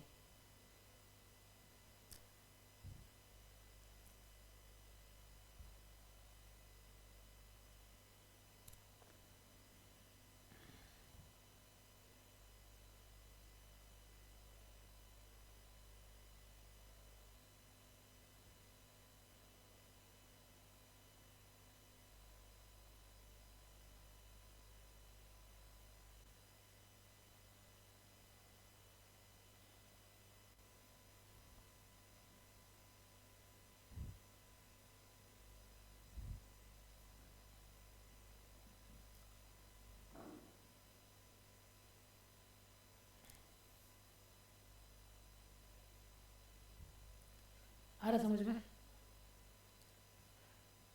An order is placed on Ram Company 18 August supply of for supply consignment of customized suit.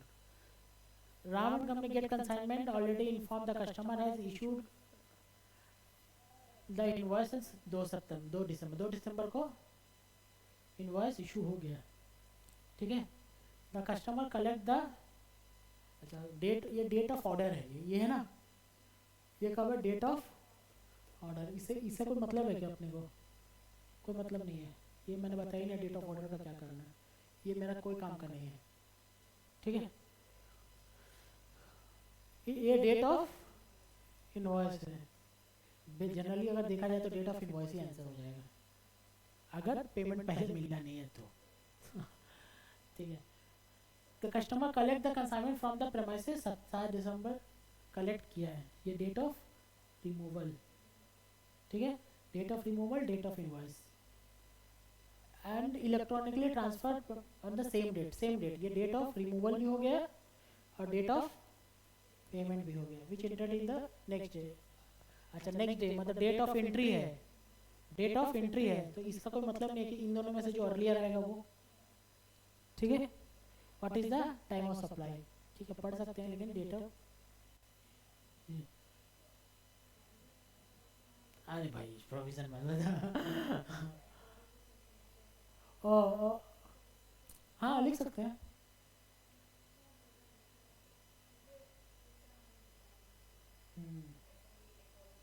हाँ लिख सकते हैं. According to section, according to provision under section ये, according to provision under GST law, लिख सकते हैं, कोई प्रॉब्लम नहीं है. इसीलिए तो मैं आपको बोल रहा हूँ ना एग्जाम देने के लिए है. मैं देखूँ तो आप लोग क्या दिमाग में रखते हैं, जो दिल खोल के लिखना. ठीक है. तो हम आपको बता पाऊंगा कि ये गलत देख रहे हैं आप. ठीक है. ये मील्स कूपन वाला मैंने काट दिया है क्योंकि इसका कोई रिलेवेंस है नहीं. ठीक है. एडवोकेट आरसीएम, आपको समझ में आ रहा है आपको मैंने क्यों आरसीएम पढ़ा दिया यहाँ पे, क्योंकि आप बोल कर पाएंगे. आगे पढ़ा देते तो ये कैसे समझाते हैं. ठीक है.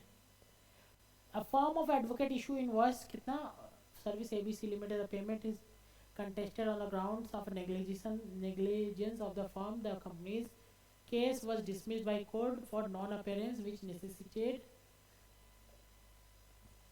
भाई वो आरसीएम है, टाइम ऑफ सप्लाई. ठीक है, आप देख लो कब.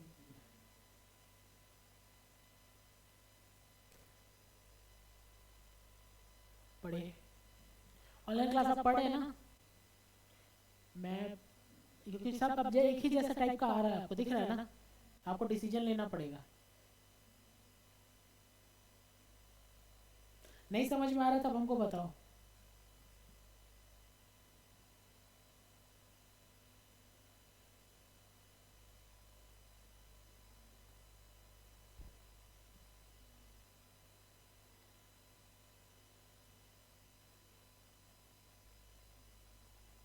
अच्छा ये तो मैंने किसी को दिया नहीं है ना अभी तक, ग्रुप में शेयर नहीं किया ना ये वाला, ये वाला नहीं, ये सब दिया है ग्रुप में क्या?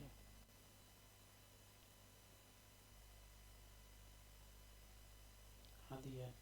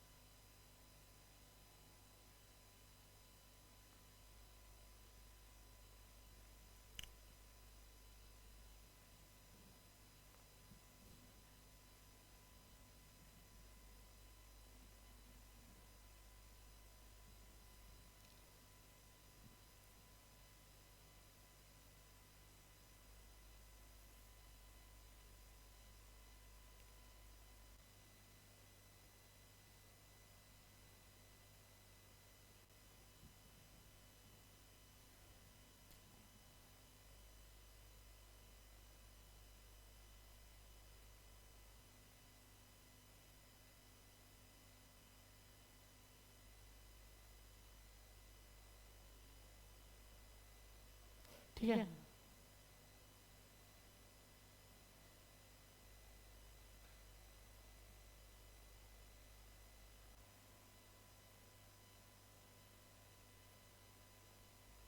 चलो हेडिंग दीजिए, वो अपना घर पे पढ़ लेना। ठीक है, ऑनलाइन सेक्शन 15 पढ़े थोड़ा सा, सो दैट मेरा मंडे खत्म हो जाए। ओके, अब कुछ बचा नहीं, वो आप उसमें आपका कुछ नहीं बचा, सब सेम तरीके का क्वेश्चन आया होगा, आ रहा है ना। पढ़ते हैं सेक्शन 15। सेक्शन 15 क्या बोलता है? वैल्यूएशन। सेक्शन 15 क्या बोलता है? वैल्यूएशन। सर आप समझ में आ गया, सप्लाई है। दूसरा ये भी समझ में आ रहा है कि फॉरवर्ड है कि रिवर्स चार्ज है। तीसरा ये भी समझ में आ रहा है टाइम ऑफ सप्लाई, कब लायबिलिटी अराइज होगा। लेकिन अब आपको ये बताइए कि क्या वैल्यू पे जीएसटी दे, मतलब ये कंप्यूटर के संग माउस फ्री देता है, मोबाइल के संग चार्जर फ्री देता है। ठीक है, अभी क्या है ना कि मैं मोबाइल बनाने वाली कंपनी हूँ, मैं मोबाइल बनाने वाली कंपनी हूँ। एक मोबाइल का दाम है मेरा 10,000 रुपया है। मैं नॉर्मल मोबाइल का बॉक्स देता हूँ सबको। ठीक है, मोबाइल का बॉक्स देता हूँ, बॉक्स में मोबाइल रहेगा, चार्जर रहेगा, सब कुछ रहेगा। अभी क्या है ना कि 10,000 में 100 मैं मार्केट में 10,000 में बेचता हूँ। ठीक, that's my market price. Company वो है। अब मुझे एक जन भेजा बोला कि सर थोड़ा हमको बताइए, आप बाया मेरे पास, हमको बोला हमको 100 पीस मोबाइल लेना है, आपका मोबाइल का क्या प्राइस पड़ रहा है? बोला सर 10,000 रुपया। बोला सर देखिए 10,000 मत बोलिए, ठीक है, उसमें से आपको चार्जर नहीं देना पड़ेगा, हम अपना चार्जर लगाएंगे। पैकिंग आपका बॉक्स का नहीं करना पड़ेगा, हमको सिर्फ मोबाइल झोला में करके दे दीजिए, क्योंकि मुझे मेरा एम्प्लॉय को बांटना है, ठीक है, तो उसमें जो पैकिंग लगेगा वो मेरे कंपनी का लगेगा, ठीक है, पैकिंग मत कीजिए। तो ऑब्वियसली बात है, वो 10,000 का होगा कि 10,000 से कम का होगा? 10 कम का होगा ना। और 10,000 में तो सारा आपको जो मोबाइल मिलता है वो क्या आपको उसमें आपको चार्जर फ्री देता है क्या? फ्री नहीं देता है, उसमें इंक्लूड रहता है। फ्री है लेकिन है नहीं। तो मैंने बोला कि एक मोबाइल दूंगा जो मैं मोबाइल का मैन्युफैक्चरर हूँ। मेरे पास एक जन आया, बोला कि मैं ऑफिस यूज़ के लिए मोबाइल चाहिए। मोबाइल अगर मैं मोबाइल के संग सबको चार्जर दे दूंगा तो सब अपना घर पे लाके यूज़ करेगा। मैं ऐसा करूँगा कि एक सेंट्रलाइज चार्जर बना दूंगा, ऑफिस में ही रहेगा मोबाइल, अब बिना चार्जर का ये चलेगा नहीं, तो मोबाइल हमेशा ऑफिस में ही रहेगा, कोई लेके तो जाएगा नहीं। है कितना दिमाग है बिजनेसमैन के पास। चार्जर भी नहीं दूंगा, और सेंट्रलाइज चार्जर है, आपको चाहिए मोबाइल वहाँ पे चार्ज कर लो, within 5 minute 10 minute charge हो जाएगा। पैकिंग भी मैं अपना कंपनी का उसमें डाल के कोई यूज़ नहीं कर सकेगा, ठीक है। तो पता चला कि कॉस्टिंग वोस्टिंग निकाला, कॉस्टिंग निकालने के बाद वो ये जो सेलर है उसको क्या बोला कि मैं अपने बायर बोला मैं अपने घर से पैकिंग वाला भेज दूंगा मटेरियल, आप पैक कर देना अच्छे से, ठीक है, मेरा पैकिंग रहेगा, आपका पैकिंग नहीं रहेगा, तो आप पैकिंग का चार्ज मत लेना, ठीक है। चार्जर भी मैं ही भेज दूंगा, सो दैट आप एक साथ ही लेके आए, सबको लगे कि उसी के संग मिला है, ठीक है। लेकिन मेरा प्लान है कि हम अलग से चार्जर लेंगे, ठीक है, सब पैकिंग है। तो सेलर को पता चला, तो मेरा उसका मोबाइल का दाम पड़ा 6,000 रुपया। आ रहा समझ? मोबाइल का दाम पड़ा 6,000 रुपीज़। मार्केट में कितना बेच रहा था? 10,000। अब यहाँ पर गवर्नमेंट खड़ी है पैसा लेने के लिए, बोलती है कि 6,000 पे 18% GST। 6,000 क्यों आ गया? आप तो मार्केट में 10,000 में बेच रहे थे, 6,000 में क्यों बेच दिया आपने? आपने 6,000 में बेचा तो मेरे GST कम मिला है ना। कौन बोल रहा है? गवर्नमेंट। मुझे GST कम मिला है, तो बताओ क्यों किया आपने ऐसा? तो बोला कि सर एक दिन क्या करें, मॉर्निंग वॉक में जा रहे थे, एक आदमी मिल गया, ठीक है, एक आदमी मिल गया, तो ऐसा डील हो गया मेरा उसके संग। तो वो वैल्यूएशन को रिजेक्ट कर देगा डिपार्टमेंट को, हम नहीं मानेंगे वैल्यूएशन, ठीक है, क्योंकि ये आपका ना आर्टिफिशियली मेड वैल्यूएशन है। उसमें आप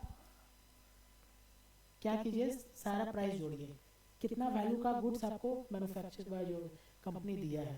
सर 4,000 का ही दिया है, 4,000 का नहीं दिया है, सोचो 3,000 का दिया होगा, क्योंकि 10,000 में तो उसका प्रॉफिट भी होगा ना। 3,000 कहते हैं तो 9,000, सर 9,000 पे आपको GST देना पड़ेगा। तो सर क्या इंक्लूड करना है, क्या नहीं करना है, कैसे एक्चुअल वैल्यूएशन में जाना है, आप अपना सेल दिखाइए, आप अपना इनकम PL बैलेंस शीट बनाइए, उसमें आप 6,000 रुपया सेल्स दिखाइए, आपको कोई मतलब नहीं है, ठीक है। लेकिन जब टैक्स देने का बारी आएगा तो आपको 9,000 पे टैक्स देना पड़ेगा। ये कौन बोल रहा है? गवर्नमेंट बोल रहा है, ठीक है। तो वैल्यूएशन ऐसे ही निकलता है। तो मेरा क्वेश्चन है कि सर कौन मेरा जो वैल्यू ऑफ सप्लाई है, वैल्यू ऑफ सप्लाई 6,000, उसमें क्या ऐड करना है और क्या लेस करना है, वो कौन सा सेक्शन बोला? सेक्शन 15 बोला है, ठीक है। नहीं तो सब इसके संग खेलो इंडिया खेलो करेगा ना, करेगा कि नहीं करेगा? सब जानबूझ के कम वैल्यू का दिखाएगा कि GST कम पेमेंट करना पड़े, तो बोला ये सब नहीं चलेगा, इतना ना हो, समझ में आ रहा है? तो बोला कि सर ऐड करना है, क्या लेस करना है, मैं आपको बता देता हूँ, ठीक है।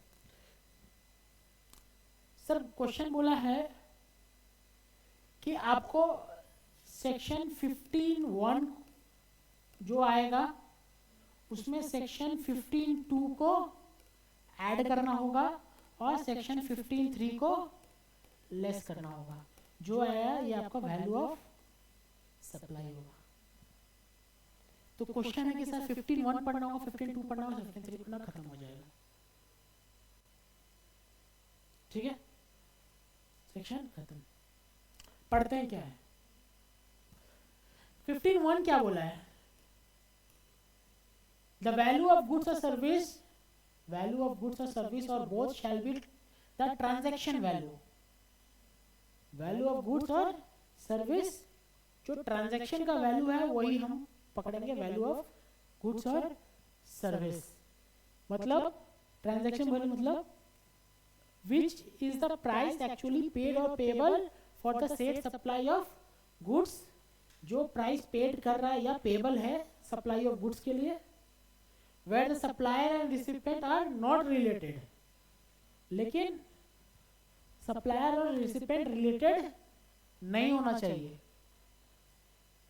और price is the sole consideration, price हमेशा सोल कंसिडरेशन होना चाहिए।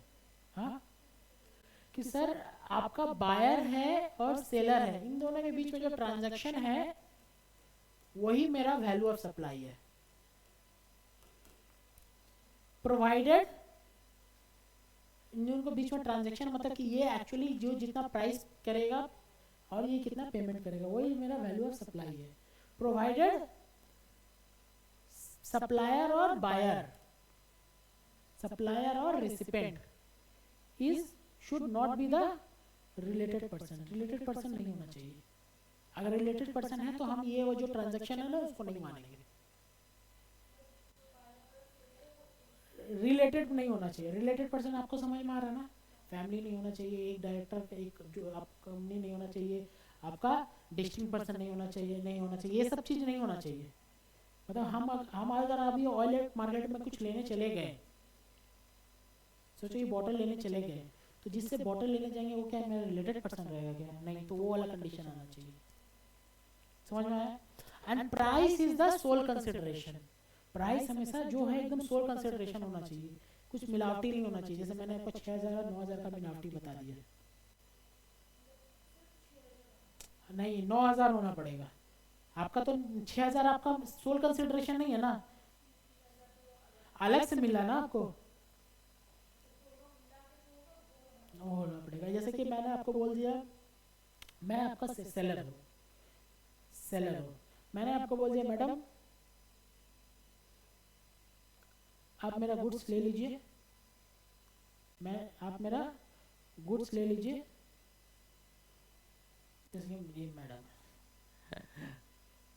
आपका क्या हुआ कि मोबाइल पुराना हो गया, ठीक है, अब गए मोबाइल दुकान में, कौन सा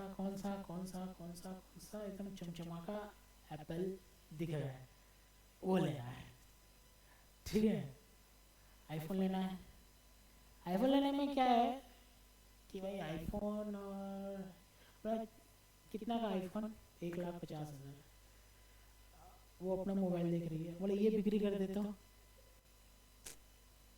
है कि नहीं, ये बेच दे मेरा वाला पर, तो सर बेचेंगे तो 1,30,000 में आ जाएगा, है कि नहीं, 1,30,000 में आ जाएगा। इन दैट केस वो बिल कितना का बना, 1,30,000 का, और आपको मोबाइल ले लिया है ना, ले लिया, तो price is the sole consideration है क्या? Price is not the sole consideration, क्योंकि जो प्राइस पेमेंट किया है is not the sole consideration, वो एक्चुअली प्राइस नहीं है, एक्चुअली प्राइस 1,50,000 है।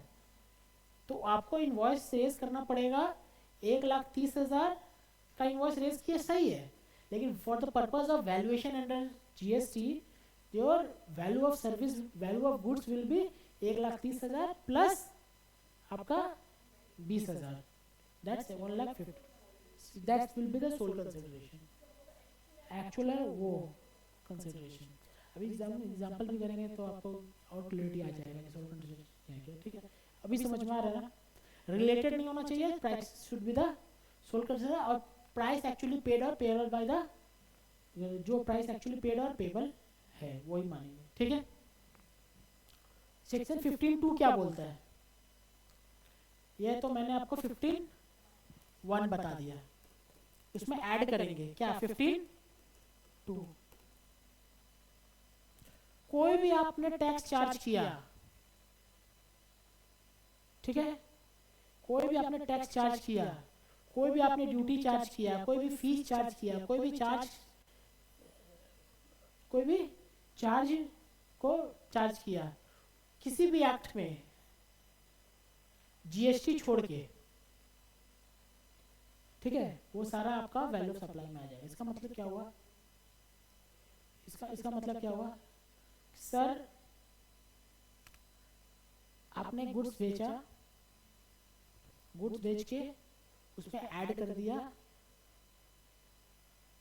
ट्रांसपोर्टेशन चार्ज, ठीक है, आपने गुड्स बेचा 1 लाख का और 1 लाख का गुड्स बेचा और 2000 रुपया ट्रांसपोर्टेशन चार्ज। अब बताओ कि मेरा वैल्यू ऑफ सप्लाई 1 लाख है कि 1,02,000? 1,02,000। आप जो चार्ज किया है ना, कुछ भी चार्ज, तो that will be included in the value of supply. कोई भी ऐसा कोई एक्स्ट्रा कुछ गलत कुछ टैक्स चार्ज कर दिया, ठीक है, तो that also will be the included in the value of supply. लेकिन वो टैक्स आपका जीएसटी नहीं होना चाहिए, जीएसटी छोड़ के, वो अदर देन सीजीएसटी, एसजीएसटी और आईजीएसटी, यूटीजीएसटी। क्लियर है? Any amount payable by any amount that is supplier is liable to pay, but has been incurred by the recipient, not included in the price। कोई भी अगर ऐसा amount है जो buyer ने payment कर दिया, मतलब कि मैडम मेरे पास आई कोई सामान लेने के लिए, गुड्स लेने के लिए, तो मुझे इनको पेमेंट करना पड़ेगा, अभी क्या है ना कि जैसे 1 लाख का गुड्स मेरे पास आई तो मुझे 1 लाख देना पड़ेगा, बिल आप देंगे 1 लाख रुपया। अब क्या है ना कि आपने बोला, मतलब मैंने गुड्स बेचा ना आपको, मैंने आपको बोला आज कि आप तो मुझे 1 लाख रुपया देने वाली हैं, मैं आपके बगल में एक मैडम रहती है, उनको 20,000 दे दीजिए, अब मैं 80,000 का बिल बना देता हूँ आपको, आप मुझे 80,000 दे दीजिए। समझ में आ रहा है? तो यही सब नहीं चलेगा, ठीक है। Any amount that supplier is liable to pay in relation to such supply has been incurred by the recipient. Supplier को पेमेंट करना था but incurred by the recipient, not included in the price. जो price में include नहीं है, यही तो हो गया ना, वो प्राइस में इंक्लूड नहीं है 20,000 रुपया, तो वो भी ऐड करना पड़ेगा, नहीं चलेगा, ठीक है। एनी इंसिडेंशियल एक्सपेंसेस, कोई भी अगर कोई भी एक्सपेंसेस हो गया, कमीशन, पैकिंग, ठीक है, जो रेसिपिएंट से चार्ज किया है, any amount charge for anything done by the supply in respect of supply of goods, देने से पहले कुछ भी चार्ज किया है तो वो ऐड करना पड़ेगा वैल्यू ऑफ सर्विस में, सॉरी वैल्यू ऑफ सप्लाई में। और डिलीवरी देने से पहले भी कुछ भी अगर चार्ज किया है तो वो ऐड करना पड़ेगा। क्लियर है? मतलब बोलने का मतलब है कुछ भी अगर ऐसा कुछ कर रहे हैं, किसी को पेमेंट दे रहे हैं, प्राइस कम करवा दे रहे हैं, वो सब नहीं चलेगा, ठीक है। ओके, कोई भी पेनल्टी अगर चार्ज कर रहे हैं तो उसमें ऐड करना पड़ेगा। Subsidy directly linked to the price excluding subsidy. अच्छा, कोई भी सब्सिडी किसी से मिला, जैसे कि मेरे पास ये बोतल है, पानी है, ठीक है, कोई पूजा चल रहा है, ठीक है, कोई पूजा चल रहा है, मैं वो कोई एक कंपनी है वो बोले कि आप पानी सबसे बढ़वाइए, आपका एक बोतल का दाम कितना है, एक बोतल का दाम कितना है, मैंने बोला 10 रुपये है, तो ठीक है, आप दूसरे को बेचिए कितना में, 3 रुपया में, 7 रुपया मैं आपको दे दूंगा।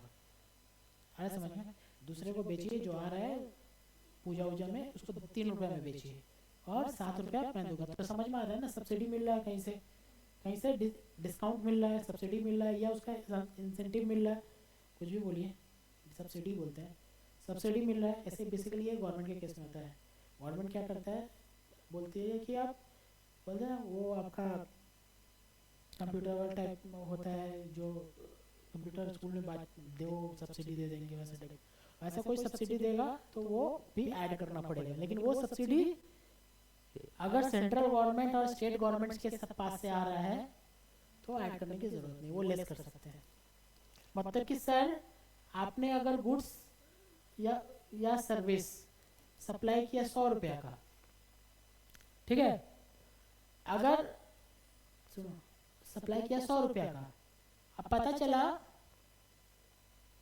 कि इसमें सब्सिडी भी था, सब्सिडाइज था। एक्चुअली आप सेल करते थे कितना का, 150 रुपया का, लेकिन गवर्नमेंट बोला है, यहाँ पर सेंट्रल गवर्नमेंट स्टेट गवर्नमेंट बोला है कि हम 20 रुपया दे देंगे, और कोई दूसरा कंपनी बोला है हम 30 रुपया दे देंगे। आ रहा समझ में? तो मिलके आपका 2 सब्सिडी मिला तो आप 100 रुपये में बेच रहे होंगे। तो वैल्यू ऑफ सप्लाई में आपको गुड्स एंड सर्विस, ये तो सेक्शन 15(1) हो गया, और 15(2) में ऐड करना पड़ेगा कौन सा, 30 रुपया, तो 130 रुपया में करेंगे। समझ में आ रहा है?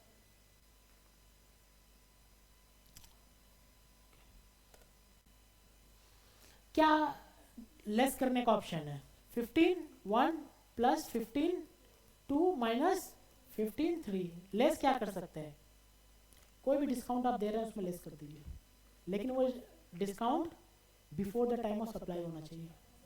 हाँ, ये बाद नहीं, टाइम ऑफ सप्लाई कर दिए हैं तो उसके बाद डिस्काउंट दे रहे हैं तो वो ऐड लेस करने हम नहीं देंगे। आ रहा समझ में? If such discount has been duly recorded in the invoice in respect of such liability, लेकिन वो डिस्काउंट आपको इनवॉइस में रिकॉर्ड करना पड़ेगा, इनवॉइस में रिकॉर्ड करना पड़ेगा। हाँ, वो दिखाना पड़ेगा इनवॉइस में, ठीक है, लेस होगा, ठीक है, नहीं होगा, कहाँ से होगा, नहीं होगा, ठीक है। अगर आफ्टर सप्लाई ऑफ डिस्काउंट है, आफ्टर सप्लाई आप डिस्काउंट दे रहे हैं के बाद, तो आपको हम लेस तभी करने देंगे जब आपका वो टर्म्स और एग्रीमेंट में होगा। मतलब आप सप्लाई करने से पहले ही आपका एग्रीमेंट बन गया होगा, उसमें लिखा होगा कि टाइम ऑफ सप्लाई के बाद आपका डिस्काउंट मिलेगा। जैसे क्या हुआ, इनवॉइस मिलेगा। जैसे क्या हुआ, जैसे कि अभी क्या है कि सोचो कोई कंपनी और बोला कि अगर एक साल में आप 500 क्वांटिटी से ज़्यादा, हाँ 500 क्वांटिटी से ज़्यादा अगर हमसे परचेस कर लेंगे तो हम आपको डिस्काउंट 2% डिस्काउंट देंगे एक साल में, ठीक है। तो 500 क्वांटिटी से ज़्यादा कैसे पता चलेगा, तो आप धीरे धीरे करके जाएंगे ना कि सर, अब जैसे पता चला कि आप 500 क्वांटिटी से कम हुआ तो उसको डिस्काउंटेड नहीं मिलेगा प्राइस, लेकिन 500 क्वांटिटी के पार हो गया, सोचो नवंबर में पार हो गया, तो उसको जो पिछले वाला जो लिया था वो भी तो डिस्काउंट में हो जाएगा ना। तो after supply, after time of supply जो डिस्काउंट मिल गया ना, तो कैसे पता चला, ये आपको एग्रीमेंट में पहले लिख के रखना पड़ेगा। हाँ, डिस्काउंट मिलेगा, आपका एग्रीमेंट में ये क्लियरली मेंशन होना पड़ेगा, ठीक है। Enter into the before time of supply and specifically link with the relevant invoice, और सारा इनवॉइस के संग लिंक्ड होना पड़ेगा, क्या कौन से इनवॉइस में कितना डिस्काउंट आप दे रहे हैं, ठीक है। ये हो गया दूसरा। तीसरा मैं बोल रहा हूँ कि आपने अगर डिस्काउंट दे दिया है तो उसका वो बंदा आईटीसी नहीं ले सकता, ठीक है। जैसे कि आपने सेल किया था 100 यूनिट इंटू 50, कितना हो गया, 5000 होगा, उस पर जीएसटी लगाया होगा 18%, कितना आ रहा है ये,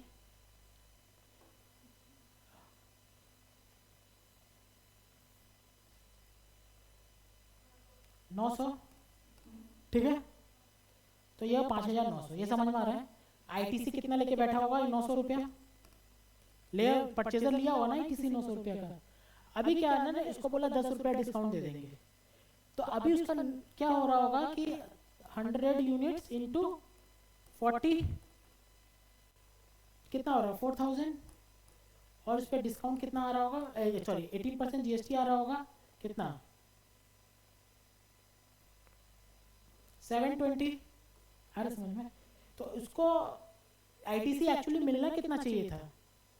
720 ये मिलना चाहिए था ना, लेकिन वो पहले इनवॉइस लेके बैठा लिया आईटीसी कितना? 9, क्योंकि उस टाइम उसको यही पता था, उसको क्या पता था कि डिस्काउंट मिलने वाला है, हो सकता है कुछ क्राइटेरिया होगा तब डिस्काउंट मिलेगा, अभी मिल गया। तो बंदा का किसने, उसने एक्सेस आईटीसी कितना 180 का ले लिया ना, तो वो उसको क्या करना पड़ेगा? रिवर्स आईटीसी रिवर्स करना पड़ेगा। समझ में आ रहा है? आईटीसी रिवर्स करना पड़ेगा, पे नहीं करना पड़ेगा उस इंसान को। आईटीसी उसको 720 का ही आईटीसी मिलेगा, उसको रिवर्स करना पड़ेगा 120, उसको 180। नहीं आ रहा समझ में? मतलब कि जो लिया था आईटीसी उसको फिर से, आईटीसी तो बेनिफिट है ना, बेनिफिट को फॉरगो करना पड़ेगा, उसको घुमाना पड़ेगा, उसको फिर पेमेंट करना पड़ेगा टैक्स, क्योंकि उसके लिए एलिजिबल नहीं था। ठीक है,